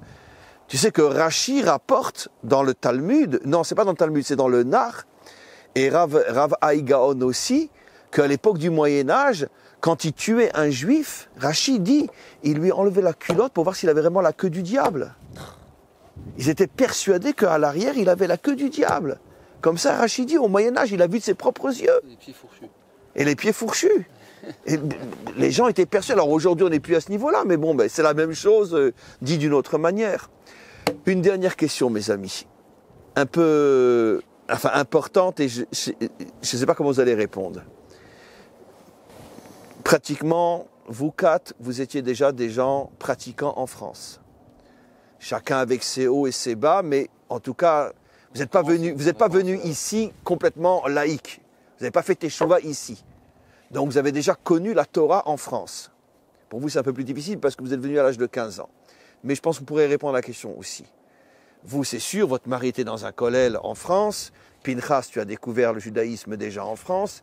Et vous, à Bruxelles? Non, moi j'ai connu ma femme ici, on était tous les deux laïcs. Oui. Je suis aidé au débat, mais j'étais laïque. Un vrai Belge, quoi. Un vrai Belge. Très bien. Et on a fait le chemin ensemble. Très bien. On s'est renforcés. Mais c'est pas grave, je poserai la question quand même. Si on veut transmettre quelque chose, on est obligé de se renforcer, sinon il n'y a vraiment rien. Et donc là, on s'est renforcés. Et puis on a rencontré des gens qui font que on est revenu parce que la vie. Vous étiez venu et reparti. Oui. Ah, mais alors donc, très bien, donc vous pourrez répondre à ma question. Ah, d'accord. Malgré tout, vous avez vécu juif Torah en Europe aussi. On a commencé là-bas. Ok. Alors ma question est la suivante. Expliquez-moi, chacun d'entre vous, quelle est la différence que vous ressentez entre la pratique, la vie juive en dehors de la terre d'Israël et la vie juive ici? Sur quel point essentiel vous sentez une différence? On va commencer par vous. On m'avait pas laissé le temps de réfléchir alors. Non, c'est pas grave. Pour moi, je vais vous dire. Moi, j'ai grandi, je n'étais pas du tout religieuse. J'étais laïque jusqu'à l'âge de 12 ans. Jusqu'à l'âge de 12 ans. Jusqu'à l'âge de 12 ans. Mes parents ont fait une teshuva complète. Et ont décidé de... Quand vous aviez 12 ans. De faire Shabbat, tout quoi. Donc mes frères et sœurs ont grandi vraiment dans le monde Haredi. Haredi, à Lyon. Comme on l'entend, oui. Villeurbanne. Chapeau noir, enfin tout quoi. Moi, votre père? Je ne vois pas... Mon père, oui. Bon. Ils sont toujours à Lyon? Non, mes parents ont fait l'Alia un magnifique. an après nous. Ah, ils sont où eux? Ici à Élie, tout le monde est à Élie. C'est pas vrai, vos parents sont à Élie? Oui. Ah, mais c'est magnifique. Voilà. C'est une ville, hein, Élie. Incroyable. Le centre du monde. Il a toujours le chapeau? Mon papa, non, mon frère, oui. Mon papa, il est malade, donc c'est un peu compliqué. Mais voilà, il est jeune, il a un Alzheimer, donc... Mais mon frère, oui, il a le chapeau, il est à la yeshiva, à Mir. En vivant à Élie, il va jusqu'à Mir. Voilà. Quelle merveille. Ah, c'est beau, c'est extraordinaire. En fait, je pense que la Torah, c'est pas quelque chose qu'on vit selon des catégories de gens, Pour moi, c'est quelque chose qu'on vit à l'intérieur. C'est une vibration, c'est croire en Akadosh Baruch Hu, c'est une émouna. Ici, on est connecté directement à ça, à chaque chose qu'on fait dans la vie, chaque jour. À chaque pas qu'on fait, et on voit la beauté d'Akadosh Baruch Hu dans toutes les étapes de notre Aliyah Pachout. C'est-à-dire que ce que vous voulez dire, c'est que la vie juive en dehors d'Israël, c'est plus, on pourrait dire, une spiritualité, tandis qu'ici, voilà, c'est du vécu. Pour moi, ouais. Ici, je le vis plus à chaque instant où j'avance vers ma spiritualité. En France, j'étais déjà baignée dans ce milieu-là, mais c'est comme si que je l'avais appris comme robotisé, comme quelque chose que je devais faire. Ici, je l'apprends différemment. Je sais pas, c'est une connexion différente. À chaque étape que j'avance, je réapprends ma mâche à me connecter, à mettre une mâche maout sur une signification sur tout ce que je fais. Bravo. Alors moi, je pense qu'il y a 2 points en fait auxquels j'ai pensé. Le premier, c'est, j'aurais utilisé le terme de liberté d'expression, mais je sais pas si c'est le bon terme. C'est que moi, par exemple, en France, ma mère ne m'a jamais laissé... Déjà, aller chercher le courrier en bas, ça demandait un effort. Alors qu'ici, maman, je rentre à 2h du matin. Non, finalement, je rentre pas, je dors chez une amie. Ici, c'est la peur. En fait, en France, il y a un côté de peur de se démarquer parce que... Moi, par exemple, si je m'étais mariée en France, je sais pas si j'aurais la tête couverte comme ça. Mon mari, il y a pas longtemps, on s'était posé la question parce qu'on était en France il y a pas longtemps pour un voyage. On a fait 3 semaines en France, un peu de partout. Et c'est vrai que mon mari m'a dit tu vas pas avec le kissou de roche. Alors du coup, ça dépendait de l'endroit. Parfois juste je mettais un serrette, Un ruban. un ruban ou quelque chose. C'est vrai qu'on a été confrontés à ce problème. Donc je pense que c'est beaucoup plus facile de vivre ici son judaïsme sans avoir le regard des autres sur le dos. Moi je sais qu'en France, on était au supermarché en parlant à mon mari. Il y a quand même un vendeur qui m'a dit mais c'est pas une langue morte? Et je lui dis bah non. Il fait ah mais je pensais que les gens comme ça, il n'y en avait plus. Voilà. Donc c'est vrai que sur le coup, je n'ai pas trop su quoi répondre. Et le deuxième point, je pense que c'est... On a une tendance en France à voir tout blanc, tout noir. Ça veut dire qu'en vrai, il y a tellement de sortes de juifs. On peut parler des Haredim, on peut parler de ceux qui ont la kippa srouga, de ceux qui ont la toute petite kippa de la taille du 2 cm, de ceux qui en ont qui couvrent toutes les oreilles, de ceux qui ont les grosses péotes, ceux qui en ont pas la barbe, les femmes qui vont avec tous les cheveux dehors et un petit ruban, encore une fois, celles où on voit même pas de cheveux, alors qu'en France on a tendance à avoir un exemple, moi je vois les 3 exemples. En France c'est l'assimilé parfait, qui vient à la synagogue que pour Kippour. Celui qui, comme nous, par exemple, on fait Shabbat, mais on va en jean ou en débardeur, ou on a que des amis juifs, mais ça veut dire on va pas aller voir des cours de Torah pour autant, quoi que ce soit, ça veut dire le moitié-moitié. Et le Haredi qui va se faire au kollel, voilà. Et c'est vrai que ici, moi, les premières fois que j'ai entendu parler de qui passe son Gad, je me disais, mais c'est qui ceux-là? Je sais pas c'est qui, j'avais jamais entendu parler. Ça veut dire qu'ici, il y a des milliers de facettes du judaïsme. Voilà, et aussi ici, ce qui est très beau, ça en France, on le retrouve moins, je pense. C'est le mélange. Moi, par exemple, je suis mariée avec un Ashkénaze pure souche, donc... Bon courage. Merci. Sa famille, des Polonais de génération en génération, voilà. Des bons Polonais qui, bon, malheureusement, la plupart de leur famille, bon, c'est tout ce qui s'est passé en Pologne pendant la Seconde Guerre mondiale. Donc la plupart de sa famille, il ne la connaît pas. Voilà, et que moi, à l'origine, j'ai grandi dans la tradition marocaine avec ma mère. Voilà, mon père, il est moins pratiquant, mes parents sont divorcés. Mais c'est vrai qu'on a grandi comme étant sfaradim et qu'il y a un mélange. Et c'est comme ici, on peut voir des Yéménites mariés avec des Ashkénazes, des Hollandais avec des sfaradim. Alors qu'en France, moi, la vérité, je sais pas comment c'est en Belgique, mais en France, ça a toujours été les Chabad, genre les Lubavitch, et les Sfaradim. J'ai quelques fois, par-ci par-là, des Ashkenazim à Strasbourg, voilà, par exemple. J'avais jamais vu ce mélange qui est assez exceptionnel, et je pense que ça fait toute la beauté, en fait, des Israéliens. C'est qu'ici, il n'y a pas un Israélien qui va dire « je suis un vrai Israélien ». Parce que tous les Israéliens vont dire « eh ben moi j'ai un grand-père polonais, moi j'ai un grand-père roumain, mon ami vient du Yémen, moi la mère de mon ami elle vient du Maroc ». Ici on n'a pas un qui va dire « je suis israélien parce que je suis israélien ». Le fait d'être israélien, en fait, c'est vraiment une mosaïque de tous les juifs du monde entier. On peut revenir à l'équipe. Kibbutz Galuyot, le retour des dispersés. C'est ça, c'est parce qu'en fait il y a magnifique. Il y a une phrase, je ne sais pas si vous connaissez Herbert Pagani, il dit... oui, bien sûr. Il dit, qui connaît pas Herbert Pagani? Et à celui qui me dira « et le Palestinien ?» je réponds « je suis un Palestinien d'il y a 2000 ans, je suis l'opprimé le plus vieux du monde. » Magnifique, vous connaissez la chanson par cœur? Je la connais par bien cœur. Sûr, une étoile d'or. Non, c'est pas une étoile d'or, ça c'est encore autre chose. Ça, et en fait, ce qu'il dit, c'est exceptionnel, c'est... En vrai, le terme palestinien, pas comme un terme géographique, j'étudie l'histoire, c'est mon job à l'université, le terme palestinien pour un peuple... La première fois qu'on l'a entendu, c'est dans les années 60. Bien Avant, sûr. en Palestine, c'était... C'est les Russes qui ont inventé c'était ça. géographique. C'est les Russes qui ont inventé ce terme-là. C'est les Russes qui ont inventé le peuple palestinien. Ouais, donc je trouve que ça fait bête en fait de faire des généralités alors qu'en réalité, je veux dire, s'il y a des gens qui veulent voir ce qui se passe, bah, je les invite, j'ai une chambre en plus chez moi. Ils peuvent venir chez moi, ils peuvent regarder, ils peuvent se dire, c'est facile à la télé, je trouve que c'est très facile avec les caméras de nos jours. De trafiquer le tout. Photoshop et le machin, voilà. Bien sûr. Ça fait facile. Magnifique. Voilà. Pinchas, Vous pouvez répéter la question? la question était, j'en aurai encore une autre petite après pour terminer. Et la question est, quelle est la différence entre le judaïsme ici et partout ailleurs dans le monde? J'en ai absolument aucune idée. Non, Pourquoi? non, vraiment, je botte en touche parce que lorsque je suis revenu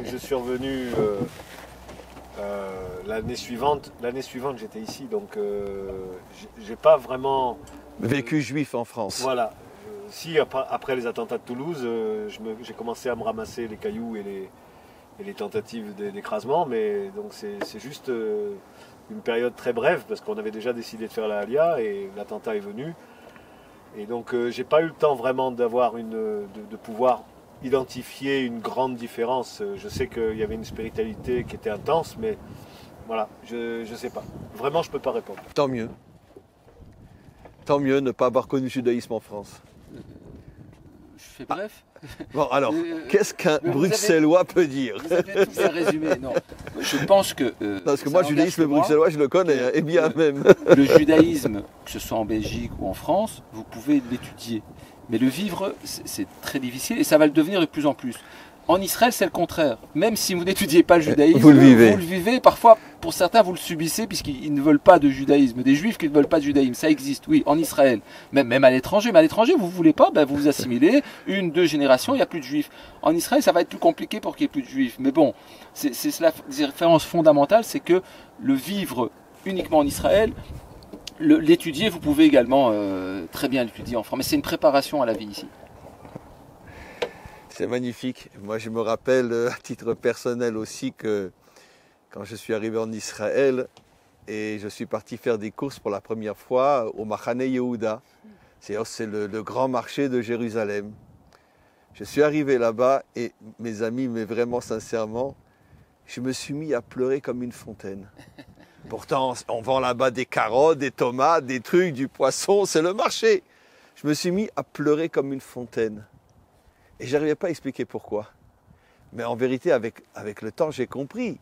C'est que j'ai ressenti que je suis avec mon peuple. Précisément au marché. Parce que là, il y a de tout.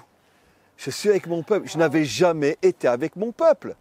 Parce que j'étais dans une communauté, j'étais dans une synagogue, j'étais dans un centre d'études, mais je n'étais pas avec mon peuple. Le seul endroit où tu es avec le peuple, c'est dans un marché. Tu as des barbus, tu n'as pas des barbus, tu as des ci, tu as des ça, tu as tout le monde. Et c'est la première fois dans ma vie que je me retrouvais avec mon peuple. Et je me suis mis à pleurer, à pleurer, à pleurer, à pleurer. Une dernière question, très très vite. En vérité, c'est 2-3 mots que je voudrais que vous adressiez à tous ces milliers qui nous écoutent et qui nous écouteront surtout en différé. Un message, en 1 ou 2 phrases. Transmettez un message à tous ceux qui nous écoutent.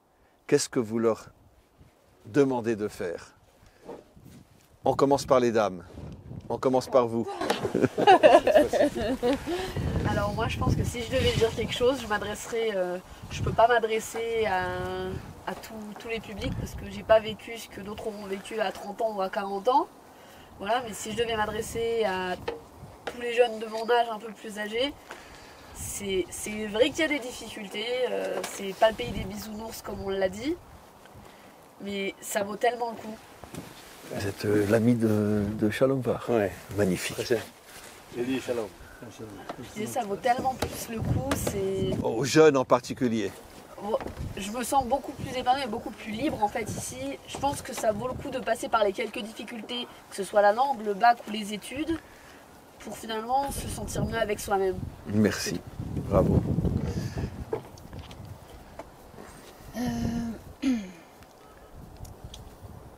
En Israël, on peut tout faire. On a un pays où on a 4 saisons réunies en même temps. On peut aller à la mer quand on veut. On peut. Le même jour, on peut aller faire à du la- ski, aller à la faire plage, du aller ski, dans le on peut tout désert faire.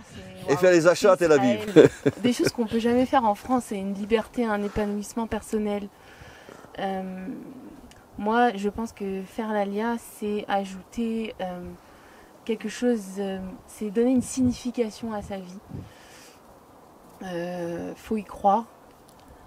C'est pas seulement juste le faire parce qu'on a peur de la France, on a peur de l'antisémitisme ou de quoi que ce soit d'autre, je sais pas, j'en ai entendu plein, mais moi je sais que j'ai fait l'Alia pour donner une signification à ma vie et je souhaite à tout le monde de faire ce choix.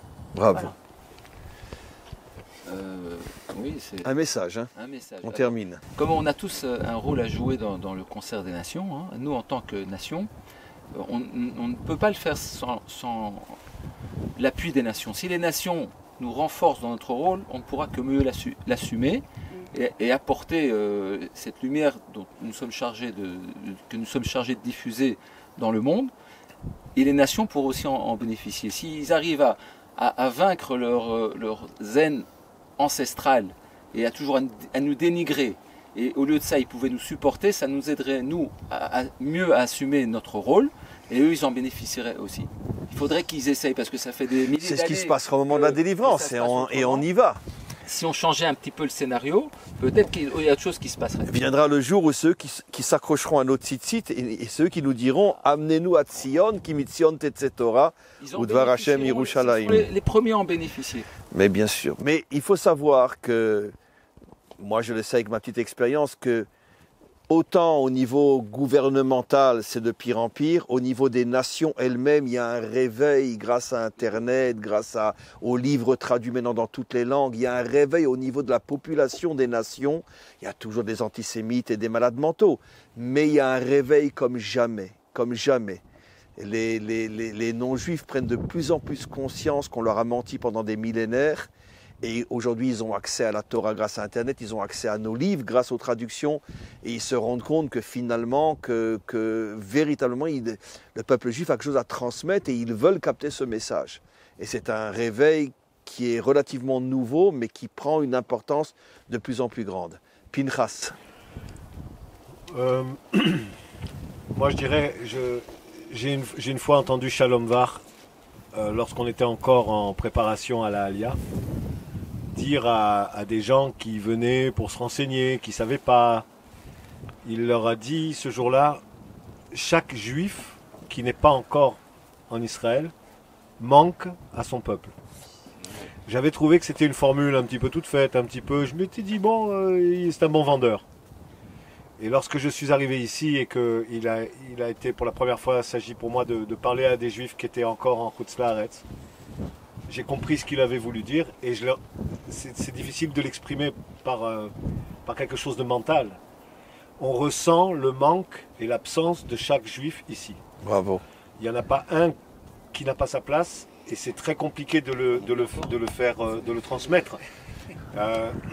Donc, à part le fait de le vivre, je ne saurais pas mieux dire que ce qu'avait dit Shalom à l'époque. Chaque juif qui n'est pas encore ici nous manque.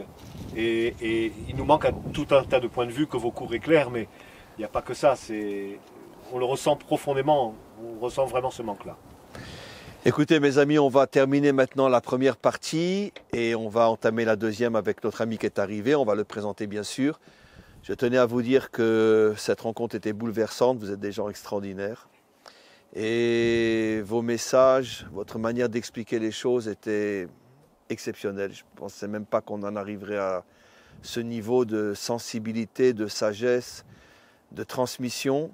Je suis persuadé que grâce à vous quatre, sans doute des dizaines, peut-être des centaines de ceux qui nous écoutent et nous écouteront dans le différé, et peut-être plus encore, trouveront la force de faire ce pas que vous avez fait et nous rejoindre ici en Israël. Et comme Pinchas l'a dit au nom de Shalom Var, chaque juif qui arrive en Israël ici précipite la délivrance finale, et pas seulement la délivrance d'Israël, mais la délivrance de l'humanité tout entière, parce que seulement lorsque le peuple juif sera entièrement reconstruit sur sa terre, à ce moment-là, nous pourrons véritablement nous mettre au véritable travail de construire ce monde avec les nations, avec Israël et tous ensemble, réaliser le projet divin qui est Bayom Haoui Hashem Echad Ushmo Echad. Merci beaucoup, beaucoup, beaucoup que Hachem vous comble de bénédictions et que si on se revoit d'ici quelques temps, que vous puissiez nous annoncer encore des magnifiques nouvelles. Merci beaucoup. Alors on va maintenant rester avec Eli. Merci beaucoup et on se parle. Il doit prendre le micro peut-être aussi? Non? C'est pas la peine? Ok. Donc je voulais juste présenter notre ami Eli. Donc tout à l'heure avant que vous veniez, on a parlé de ce Irgun, justement puisque nos 4 invités aujourd'hui sont venus grâce à Shalom Var. On a présenté un petit peu le Irgun, qu'avec des shvachim, Shalom c'est l'admiration, le respect hors du commun que j'ai pour son travail et tous les associés, dont vous, dans ce travail fabuleux qu'il réalise depuis des années et des années. Je pense que c'est... Il n'y a pas de mots pour expliquer ce que c'est. C'est une vocation, c'est un idéal et surtout quelque chose concret. Ça veut dire que je pense que... Dites-moi, je commence par la fin, mais après je vais vous poser des questions plus claires. Est-ce que je voudrais vous expliquer exactement comment fonctionne le Irgun. Mais combien de familles, vous pensez, sont arrivées en Israël grâce à votre association, depuis que Shalom a commencé? C'est à peu près 25 ans, il a démarré donc il y a à peu près 25 ans, et on va dire qu'à peu près 1000 familles sont venues. 1000 familles? Oui, famille c'est en moyenne. Donc, et quand on compte qu'après ici, c'est aussi leurs enfants et leurs petits-enfants, etc. Et puis des familles qui rejoignent ces familles-là. Ça veut dire que vous pensez que le travail de votre organisation a, depuis en 25 ans, à peu près 1000 familles. Oui. C'est quelque chose d'énorme. C'est beaucoup parce que ça se fait vraiment, c'est un travail qui est d'aller... Mais là, Shalom est en France, il est parti samedi soir. Est-ce que je voulais qu'il soit là ce dimanche? Mais il m'a dit non, je vais pas samedi soir. Tout à fait, puisqu'en fin de compte, il est parti pour un séminaire. En fin de compte, c'est de quelque part d'aller chercher avec une petite pincette chaque famille, une par une, discuter avec elle, expliquer le processus, renforcer l'idéal qui est quelque part enfoui à l'intérieur de la personne et doucement l'amener à... Et vous, votre rôle dans cette association, c'est quoi exactement? Essentiellement, moi je m'occupe de tout ce qui est l'accompagnement au niveau scolaire, au niveau de l'éducation des enfants. C'est important ça. Tout à fait. Généralement, on a, en fait, quelque part, Shalom a demandé à ce qu'on mette vraiment l'accent là-dessus, parce qu'en fait, quand une famille arrive, du moment qu'elle sait que ses enfants sont quelque part cadrés, ne sont pas perdus, arrivent avec le sourire en sortant de l'école à la maison, on a quelque part fait une grosse partie du travail. Bien sûr, il faut quand même trouver encore le travail. Concrètement, c'est de quoi vous accompagnez les enfants? Donnez-moi un exemple concret. Ici à Eli ou dans la région en général? Par exemple, je sais que par exemple, vous avez tout un groupe à Netivot, par exemple. Vous allez les voir jusqu'à là-bas aussi? Alors, comment ça se passe? En fin de compte, très bien. En fin de compte, comment ça se passe? Et donc, une fois que Shalom, avec Liad, bien sûr, son épouse, et ont discuté avec certaines familles, suite à des listings... Excusez-moi, les questions viennent au fur et à mesure. Un groupe, c'est un minimum combien de personnes pour faire un groupe? Généralement, c'est entre 10 et 15 personnes. Personne ou famille? Non, pardon, famille, excusez-moi. 10-15 familles, c'est un groupe. Tout à fait. Ok, donc on revient à la question maintenant. Qu'est-ce que vous faites concrètement pour vous occuper, pas que ici, donc vous gérez les différents endroits où les groupes se trouvent. Tout à fait. Aujourd'hui, les groupes se trouvent dans quels endroits à peu près? Aujourd'hui, ils se trouvent à Netivot, se trouvent à Ramat Beth Shemesh, se trouvent à Pedouel. Ah, Pedouel, bien sûr, aussi, où j'ai entendu parler, oui. Tout à fait. Oui. Et chaque année, en fait, on essaye d'amener à chaque fois à des endroits qui sont un petit... soit ville, soit Yishuv. Soit Yishuv. Oui. Alors, comment ça se passe? En fin de compte, une fois que donc Shalom a quelque part rencontré ces personnes, Shalom Mediaton rencontré ces familles-là, on les fait participer à ce qu'on appelle des séminaires. Et ces séminaires, en France. En France. Oui, il va expliquer ce qui les attend. Tout à fait, mais encore plus que ça, il y a une dimension d'abord avant tout de Shabbat, où il y a un Rav qui vient d'Israël, et donc il y a donc un Shabbat qui est vécu. Ah, le séminaire se fait pendant le Shabbat. Tout à fait, donc c'est vécu pendant un Shabbat, où on est quelque part toujours à l'attente de savoir, mais alors comment ça va se passer en Israël, et comment on va s'organiser, et comment ça va pour le travail, mais en fin de compte on ne parle pas de ça. Pendant tout le Shabbat, il y a quelque part une attente énorme qui monte de plus en plus. Mais nous, on ne fait qu'étudier des textes, soit du Rambam au niveau d'Ilchot Melachim, les lois des rois, ou au niveau du Kuzari, pour le renfort de la foi, Emouna. Et une fois que donc ce Shabbat se finit, alors là on rentre un peu plus dans le concret. comment ça se passe, quelles sont les destinations que l'on veut vous proposer cette année. Donc pendant le Shabbat, c'est surtout, on peut dire, des cours de Torah, Tout à fait. mais liés à la terre Tout à d'Israël. fait. Et Motzei Shabbat. Motzei Shabbat, la jusqu'à fin du Shabbat, dimanche, c'est plus une réunion plus concrète, Tout à fait. Et là, ainsi donc, que le dimanche. Tout à fait. Et donc là, il y a un premier séminaire qui est la rencontre au départ, la cristallisation du groupe. Dès la deuxième rencontre, parce qu'il y a un autre séminaire. Je m'excuse encore une fois de vous attendre, mais comment vous trouvez les gens qui vont assister à ce Shabbat? Vous avez des listes, comment Tout à vous fait. faites? Alors, comment ça se passe? Alors, Shalom, généralement, donc, bien sûr qu'il est en contact, parce que bon, au bout de 25 ans, on a quand même, Shalom a beaucoup été avec Liat, ont beaucoup tissé des liens avec la Sornout, la gens juive, et qui a quelque part a une possibilité d'avoir beaucoup de Des dossiers, de gens qui veulent monter en Israël. Mais ça fait 10 ans et 15 ans qu'ils veulent monter. Ils sont venus aux différents salons de l'Alia plusieurs fois, 2 fois, 3 fois, 4 fois, mais ils ne sont jamais montés. Ils n'ont jamais fait le saut parce qu'il fallait quelque part un peu les sortir ou les arracher un petit peu. Oui. Mais ils ont envie. C'est pas Oui. il fallait les convaincre, on n'est pas des missionnaires, attention. Et donc par rapport à cela, alors ils les rencontrent. Et c'est comme ça qu'on fait le compte, au fur et à mesure, on les appelle, on ne les lâche pas. C'est-à-dire que quand Shalom va en France, il va famille, il toque à la porte, il dit voilà, je suis là, on va discuter, etc. Tout à fait. Donc on va discuter. Qu'est-ce qui vous intéresse? Comment ça se fait? Quelle est votre famille? Comment c'est composé? Est-ce qu'il y a des difficultés auprès des enfants? Vous êtes marié, vous avez des parents. Qu'est-ce que vous faites comme travail? Tout ceci, c'est une approche très quelque part très globale et psychologique aussi, afin de pouvoir aussi quelque part commencer à mesurer les forces qui sont à l'intérieur de la personne pour qu'elle puisse monter. Je ne dis pas que tout le monde ne peut pas monter. Tout le monde peut monter, bon, mais tout le monde doit monter. Mais c'est vrai qu'il y a une préparation. Il y a une préparation. Et cette préparation, au plus on connaît la personne et au plus on peut l'encadrer. En ce qui me concerne, dès le deuxième séminaire, généralement, je vais en France et là, je rencontre les familles. Et là, maintenant, on va parler des enfants. Alors, vous avez des enfants, comment ça va se passer au niveau de l'intégration? Vous étiez dans des écoles juives, bien sûr, en France, la plupart, 80%. Et donc, il faut donc maintenant, quelque part, les déraciner, leur apprendre l'hébreu. Donc, on leur explique comment ça va se passer, dans quels cours ils vont rentrer, dans les cours où ils ne veulent pas rentrer, où ils vont aller à l'Ulpan, ils auront des bnot shirout, ce qu'on appelle des filles du service national civil, qui vont quelque part les accompagner dans les mathématiques, dans l'anglais, dans la science, ces cours comme ceci. Et la prof d'Ulpan va leur bien sûr apprendre l'hébreu. Et le méga cher, c'est ce qu'on appelle le rôle du médiateur, en fait, compte quelque part, du prof médiateur, du prof coordinateur, qui lui fait un peu le lien avec les parents. J'ai ce rôle-là pendant près de 20 ans déjà. Oui. Donc, ça fait 20 ans que vous faites ce travail-là, avec Shalom. Tout à fait.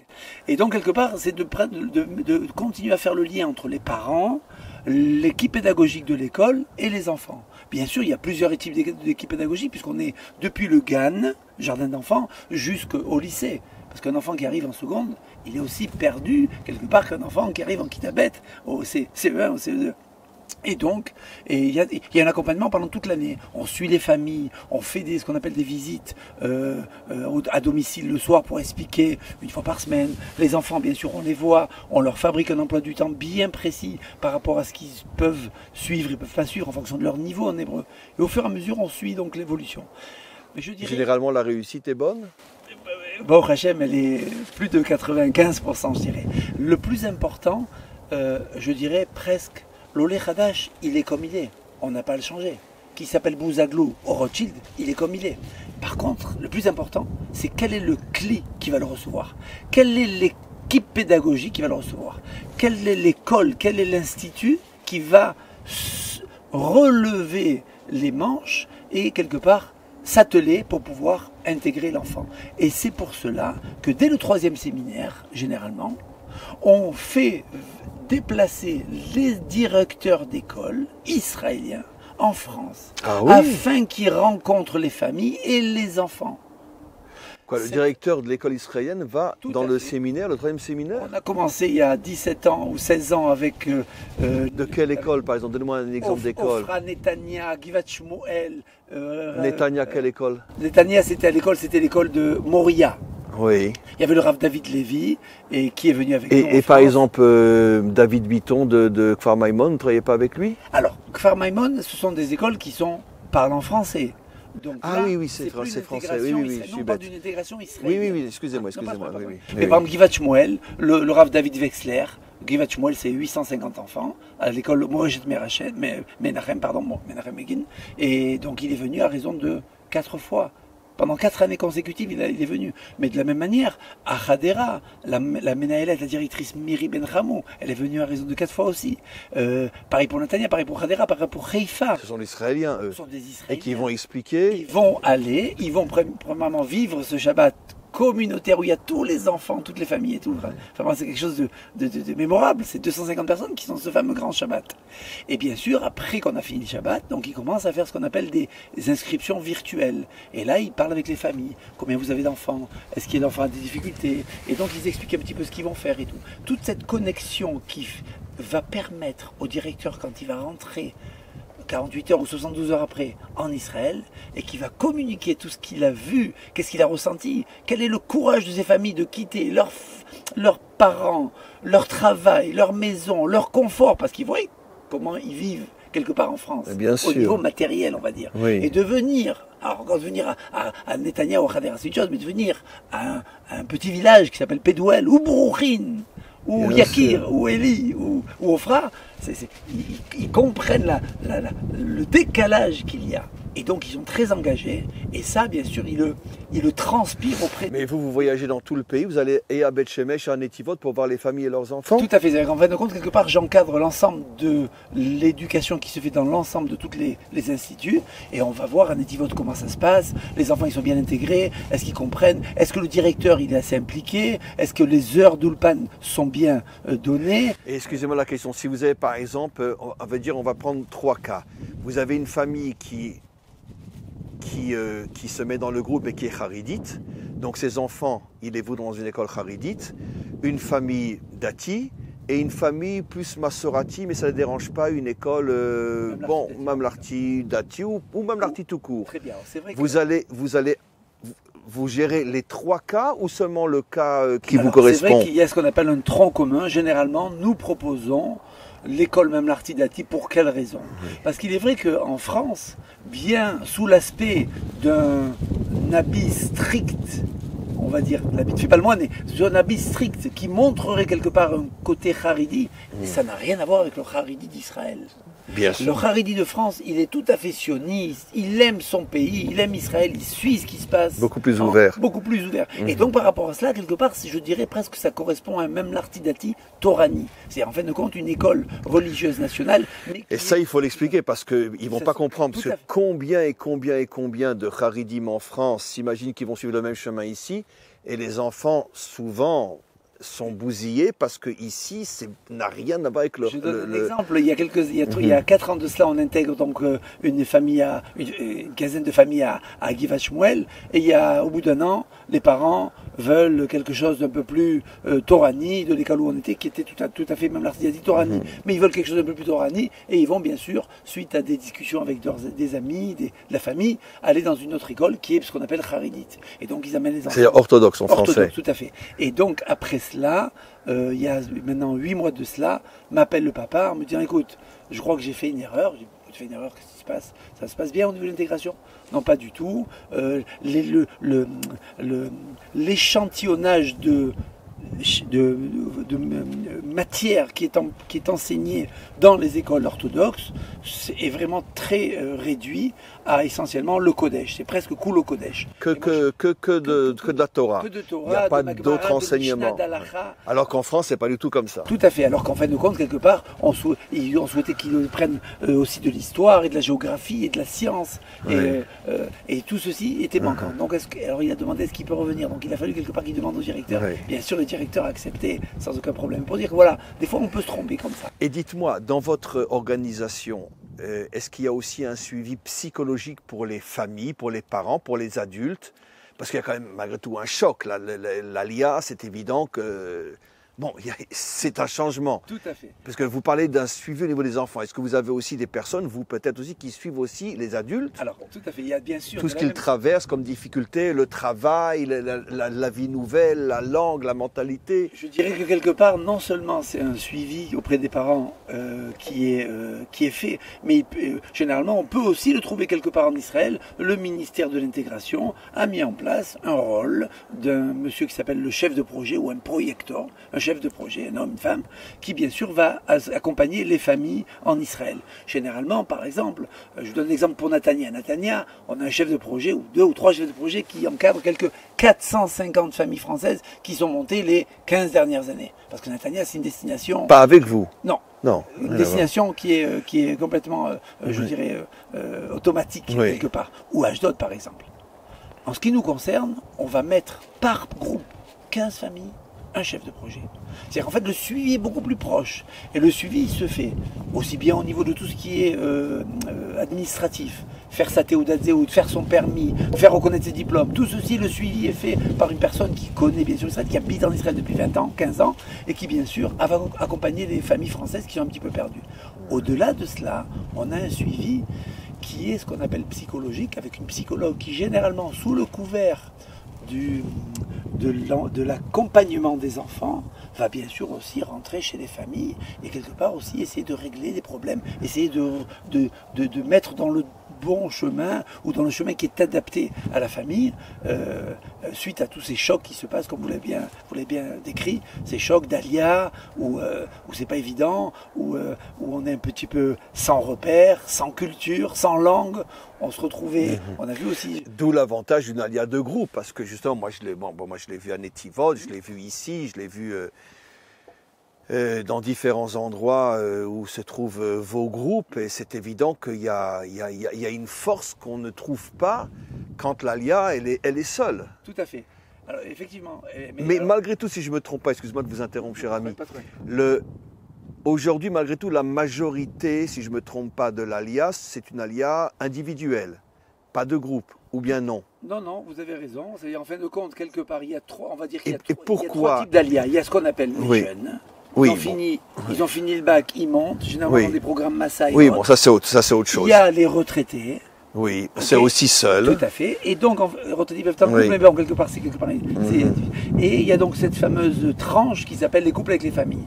Il y en a, c'est pas évident de c'est très difficile. Se déraciner à 45 ans alors qu'on est en plein parcours de carrière et d'aller maintenant se déraciner pour aller apprendre une nouvelle langue, un nouveau c'est boulot. Pour ça que votre institution, elle est fondamentale pour ça. Tout à fait. Et généralement. Mais est-ce qu'elle est suffisamment connue au niveau de la communauté francophone? Elle est connue. Maintenant, c'est vrai que par exemple, des fois, elle peut montrer une certaine réticence auprès de familles parce qu'elles sont, quelque part, des fois, elles sont un petit peu réticentes. Où tu nous amènes dans des montagnes, des territoires, Pédouel, Eli. Donc, il y a Hadera. Il y a aussi la ville. Alors, c'est pour ça que, il y a à peu près maintenant 12 ans de cela, on a. Et pourquoi vous n'avez pas essayé, par exemple, sur Rana, Herzliya ou Tel Aviv, là où beaucoup de Français vont ces derniers temps? Quand j'ai parlé de Natania et de Ashdod, j'ai expliqué un petit peu qu'il y avait donc une masse. En fin de compte, tout le but étant, de venir en Israël, très très bien, d'intégrer les enfants, mais ça ne suffit pas. Il faut intégrer les parents aussi. Alors on sait très bien que quand ils vont arriver à l'âge de 45 ans, ils ne parleront pas très très bien l'hébreu, et ils continueront à écouter du Charles Aznavour ou du Beko, quel que soit, c'est pas important. Ça veut dire au niveau de l'intégration et de la culture, ça restera toujours. Ils ont vécu 45 ans en France, évidemment. Pas non plus changer, mais il y a quand même un accès et un accent mis sur l'intégration israélienne de la famille. Quand on va à Natania, on peut parler français.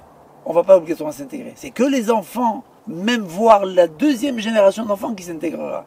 On le voit très bien au niveau des Russes, ou peut-être même des Éthiopiens. Alors que là, quelque part, quand on arrive à Pédouel, on est 30 familles, 40 familles, sur 250. Donc il y a une idéologie aussi de faire une vraie alia, pas technique, mais intérieure aussi. Donc on ne va pas vous emmener dans des endroits où il n'y a que des Français et vous allez rester Français. Exactement. Et d'ailleurs, il y a même des familles, donc on met en place le projecteur, donc le chef de projet, se soucie de mettre en place des familles adoptives qui vont accompagner les familles. Et d'ailleurs, il y a 2 ou 3 familles par famille intégrées afin de pouvoir les accompagner. Et c'est dans les 3 familles, on a 2 familles israéliennes qui vont les inviter pendant Shabbat. Et donc il va falloir un petit peu peut-être se casser les dents sur certains mots en hébreu. Mais ça fait rien, il y a une ambiance, il y a une aide. Et c'est comme ça. Donc c'est très important, je rebondis sur ce que vous dites, c'est que c'est pas seulement une alia technique, ça veut dire viens en Israël, peu importe où, mais viens et intègre-toi. Tout à fait. Et donc pour t'intégrer, on ne veut pas que notre projet t'amène dans un endroit où tu pourras finalement vivre qu'avec des Français, qu'il n'y aura pratiquement aucune différence entre Juan-les-Pins ou Natania, quoi. Presque. Sauf que c'est Israël. C'est très très important. C'est 80% du travail est fait. Mais on essaye de tendre vers un 100% où en fin de compte, quelque part, les familles, en venant dans ces endroits qu'ils ne connaissaient pas, il y a des familles qui sont venues à Pédouel, ils habitaient à Boulogne par exemple. Ouais. Boulogne, Boulogne, oui. Moi je connais pas, je suis de Marseille. Mais pour dire, bon, Boulogne, ils arrivent, ils s'intègrent, et là maintenant, et un an après, ils achètent, à Pédouel ou à Bourrine ou à Biakir, et ils achètent leur maison.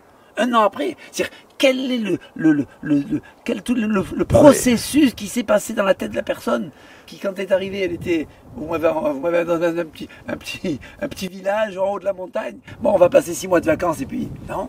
Et enfin, quelque part, mais ils sont très bien. Et ils sont très épanouis. Et ils sentent en fin de compte que quelque part, tout le côté matérialité de leur vie, il disparaît et ils font. Et en fin de compte, tout le côté idéal et spirituel arrive. Bien sûr, on ne se nourrit pas d'eau et d'amour et d'eau fraîche, mais il faut quand même aller bosser. Et c'est pour ça que maintenant, dans ces contrées-là où on est, dans le Yehuda ou dans le Shomron, ou maintenant dans le Gush Etzion, l'ensemble des villes, maintenant, elles sont proches parce que toutes les routes sont développées et tout. En une demi-heure. Combien de temps vous êtes de Tel Aviv ici? Là, ici, à peu près 3/4 d'heure, on est à Tel Aviv. Quand il n'y a pas de circulation. Et ben, au Hachem, qu'il y a beaucoup de la circulation parce qu'il y a 120 ans, il y avait peut-être 1 ou 2 chameaux qui passaient par là, maximum, peut-être un dromadaire. Mais là, maintenant, il y a à peu près 40 000 ou 50 000 voitures qui passent chaque jour. Donc, c'est 3/4 d'heure avec la circulation? Sans la circulation. Sans la circulation. Oui. On part à 6 heures, on peut arriver à 7 heures à Tel Aviv. On part à 7 heures moins quart, on arrive à 9 heures et quart. Mais bon, ça dépend quel type de travail on recherche. Si on veut la Tel Aviv, il y en a le pétartigas. Mais si le problème se pose que, par exemple, quelqu'un a un travail en France, on sait qu'il n'aura pas d'équivalence ici. Il fait un truc qui est spécifiquement français. Mais comment vous arrivez à le convaincre qu'il va pouvoir premièrement, se reconstruire ici? Vous savez, bon, Hachem, l'Alia, ça se fait aussi avec du temps. L'intégration d'une famille, on peut parler de 4, 5, voire 7 ans, voire 10 ans. C'est-à-dire, chacun suivant son rythme, on a le temps, on est là, on a posé les valises, on est chez nous, on est rentré à la maison. Je dirais que quelque part, l'Alia, ce n'est pas quelque chose de nouveau ou quelque chose en plus, mais c'est seulement revenir aux sources. On était là, il y a 3000 ans, on a été foutus à la porte pour différentes raisons. Et donc là maintenant, on revient chez nous. Donc quelque part, quand les personnes prennent le temps de s'intégrer, s'il lui faut 1 an où il va faire des allers-retours, le temps que sa femme et ses enfants puissent continuer, le temps qu'il puisse lui aussi quelque part avoir tout ce processus mental de dire bon, je vais maintenant trouver un travail ici, ça peut se faire. Je connais des gens qui sont montés avec nous il y a 21 ans maintenant, parce que ça fait 21 ans qu'on est en Israël, et qui font encore des allers-retours pendant 21 ans. Il y a ça, et il y a aussi des gens qui au bout d'1 an ont décroché leur travail de France, ils sont arrivés et se sont intégrés en Israël. Et là, vous les aidez éventuellement à trouver un autre travail ou une équivalence? Tout à fait, ou une équivalence, mais on les accompagne. Et ils sont coachés par des coachs professionnels israéliens. Donc il faut absolument qu'ils se finissent l'ulpan d'abord. Israéliens qui vont les coacher et qui vont les faire entrer dans des sociétés israéliennes. C'est pas seulement de dire, bon, bien que le call center, il est ce qu'on appelle du pain béni dans le sens où il permet de pouvoir souffler, d'avoir quand même une mascorette facilement pour ceux qui n'ont pas encore acquis l'hébreu et tout, après 6 mois, 8 mois d'ulpan. Mais on veut quand même qu'ils rentrent dans le système israélien. Et, enfin, on veut pour eux.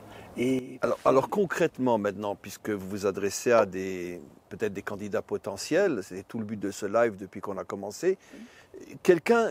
Voilà, un projet d'Alia, il veut vous trouver. Qu'est-ce qu'il fait? Ou comment il vous trouve? Expliquez, quelles sont les références pour vous trouver, s'il veut passer par vous? Tout à fait. Donc il y a sur généralement, tout ce qui est Internet, Facebook, ce sont des vous avez un Facebook tout à fait, qui s'appelle Alia de Groupe. Donc le Facebook s'appelle Alia de Groupe. Alia de Groupe. Donc on écrit A-L-Y-A D-E-G-R-O-U-P-E. Oui, donc Alia de Groupe. Facebook. On marque Facebook. Ah, il faut rajouter Alia de Groupe Facebook. Et on arrive sur votre Facebook. Et là, il y a toutes les explications. Toutes les explications, tous les films, parce qu'on fait beaucoup de petits films et petites scénettes qui expliquent. Parce qu'en fin de compte, je vais vous expliquer. Et un numéro de téléphone éventuellement. Il est aussi indiqué. Il est sur le Facebook. Donc la personne trouve toutes les références sur votre Facebook. Oui. Alia de Groupe Facebook. Voilà, je voulais juste vous préciser quelque chose de très très important. Jusqu'à présent, la famille montait en Israël. Ça marchait pas. Il rentrait en France. Les gens le voyaient. Alors comment c'est passé? Qu'est-ce que tu fais ici? Oh là là, ne me raconte pas. Oh là là, ils m'ont volé, ils m'ont tué, ils m'ont cassé, ils m'ont volé. Ok, donc c'était le seul témoignage qu'il y avait de ce qui se passait en Israël. Et donc bien sûr, ça refroidissait toutes les familles qui voulaient éventuellement monter. Ah, je pensais monter il y a 1 an, 2 ans. Ah, tu m'as dit comme ça. Ah, Nathan c'est comme ça. Ah, je c'est comme ça. Radin c'est comme ça. Oh là là, attention, moi je vais pas être ça. Bon. Il y avait cette expérience-là. De nos jours, avec ces outils-là, comme le Facebook, comme tous ces outils qui permettent de pouvoir avoir de la communication depuis Israël en France, de manière en live, quoi, non-stop, alors à flux tendu, ce qu'on appelle. Alors dans ce cas-là, alors bien sûr que maintenant on fait des petites scénettes, et c'est pour ça que dans le Facebook, c'est très important de les voir, qui durent 2-3 minutes. Des petits témoignages de gens qui ont réussi ici. Voilà, on est bien, on a galéré, mais c'est bien. On entend toute la vérité, que la vérité.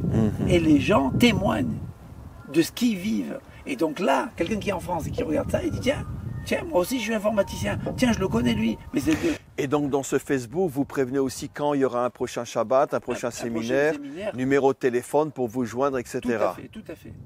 Et éventuellement, est-ce qu'on peut par exemple donner des numéros de téléphone de familles qui sont déjà là et qu'ils voudraient interroger pour savoir comment ça s'est passé? Premièrement, mais non seulement on leur demande de venir témoigner lors du séminaire, parce qu'il y a ce qu'on appelle un voyage d'études entre les 3 séminaires que j'ai précisés en France. Il y a un voyage d'études qui est fait en Israël. Ce voyage d'études avant l'Alia permet de déjà prévisualiser où on va s'installer. On leur montre un village qui s'appelle Pédoual, ils ne savaient pas ce que c'était un village et un Yishuv. Ils voient ce que c'est. Ils sont reçus dans la famille, ils sont reçus par des Français qui sont montés 1 an, 2 ans, 3 ans. Donc ils sont déjà en contact direct, ils voient ce que c'est que la ville et on leur explique comment ça marche le système de santé, de banque, de déplacer un container ou tout type d'affaires depuis la ville d'origine. Et c'est comme ça quelque part qu'ils commencent à concrétiser les choses.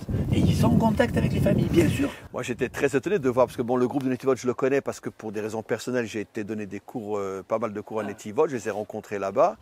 Et j'étais étonné de voir que même à Netivot, ils se sentaient très très bien, ils étaient très heureux d'être là-bas, ils ont plus ou moins tous trouvé du travail. Et... Je vais vous raconter une petite histoire qui a été racontée par un monsieur, c'est le Rav du Yishuv de Brooklyn, le Rav Meir, Ilevitch je crois qu'il s'appelle. Donc il dit comme ça, il dit quand moi j'étais à l'armée, on était à l'armée, on avançait comme ça, et en fin de compte, on faisait ce qu'on appelle la marche pour le béret. C'est une marche qui est très très fatigante. Ils partent à 9h du soir, il faut qu'ils arrivent jusqu'à 5h du matin, il y a à peu près 80 km ou 70 km, c'est très très épuisant, ça monte, ça descend, très très difficile. Et à un moment donné, les premiers, ils commencent à fatiguer. Et quand ils fatiguent, alors qu'est-ce qu'il leur dit leur commandant? Il leur dit, vous passez derrière et vous poussez les autres. C'est-à-dire, en fin de compte, quelque part, c'est comme ça que vous allez oublier la difficulté. Le fait de pouvoir, quelque part, être occupé à s'occuper, à aider les autres, à construire, à faire grandir quelque chose, ça oublie quelque part nos beaux et nos petites maladies personnelles. La même chose, quand on va à Brooklyn, il y a tout à faire à Brooklyn. C'est un village avec des maisons, donc il y a tout à faire. Mais il y aura bientôt, dans 10 ans, il y aura le country club. Et dans 15 ans, il y aura la piscine. Et dans 20 ans, il y aura un grand canyon. Mais pour le moment, il n'y a pas. Donc il y a tout à construire. Donc quelque part, vous vous y mettez. Donc toutes les familles, quelque part de France, ont ce projet-là. En s'attelant à ce projet-là, ils en oublient leur petit bobo personnel. La même chose pour Netivot. Netivot, une ville qui a 35 000 habitants, qui va passer à 100 000 habitants dans les 5 ans à venir. Il y a tout le nouveau Netivot aujourd'hui. Tout le nouveau, le parc avec le Hagam. Et donc par rapport à cela, ils sont tellement impliqués dans la ville de Netivot qu'ils ne pensent uniquement à faire progresser leur vie. Et ils se donnent à fond. J'ai vu ça quand j'ai parlé avec eux, je les connais bien, j'étais étonné de voir que bon, des gens qui venaient de Paris, de grandes villes, ils sont dans une petite ville du Sud et ils sont très heureux. La plupart ne pensent même pas à partir de là parce qu'ils pas là. S'ils vont arriver dans des endroits déjà qui sont tout construits, alors qu'est-ce qu'on a à faire? Boire, dormir, travailler. Voilà.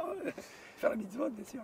Écoutez, j'aurais voulu que, puisqu'on va devoir terminer, j'aurais voulu que vous adressiez un message à tous ceux qui nous écoutent et qui nous écouteront en différé, ça va être des milliers de personnes, sur votre association, sur un message sur l'Alia.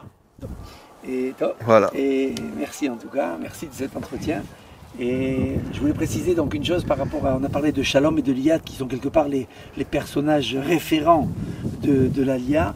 Et je disais que c'était une vocation, on a commencé par ça en disant que Shalom il fait ça par vocation.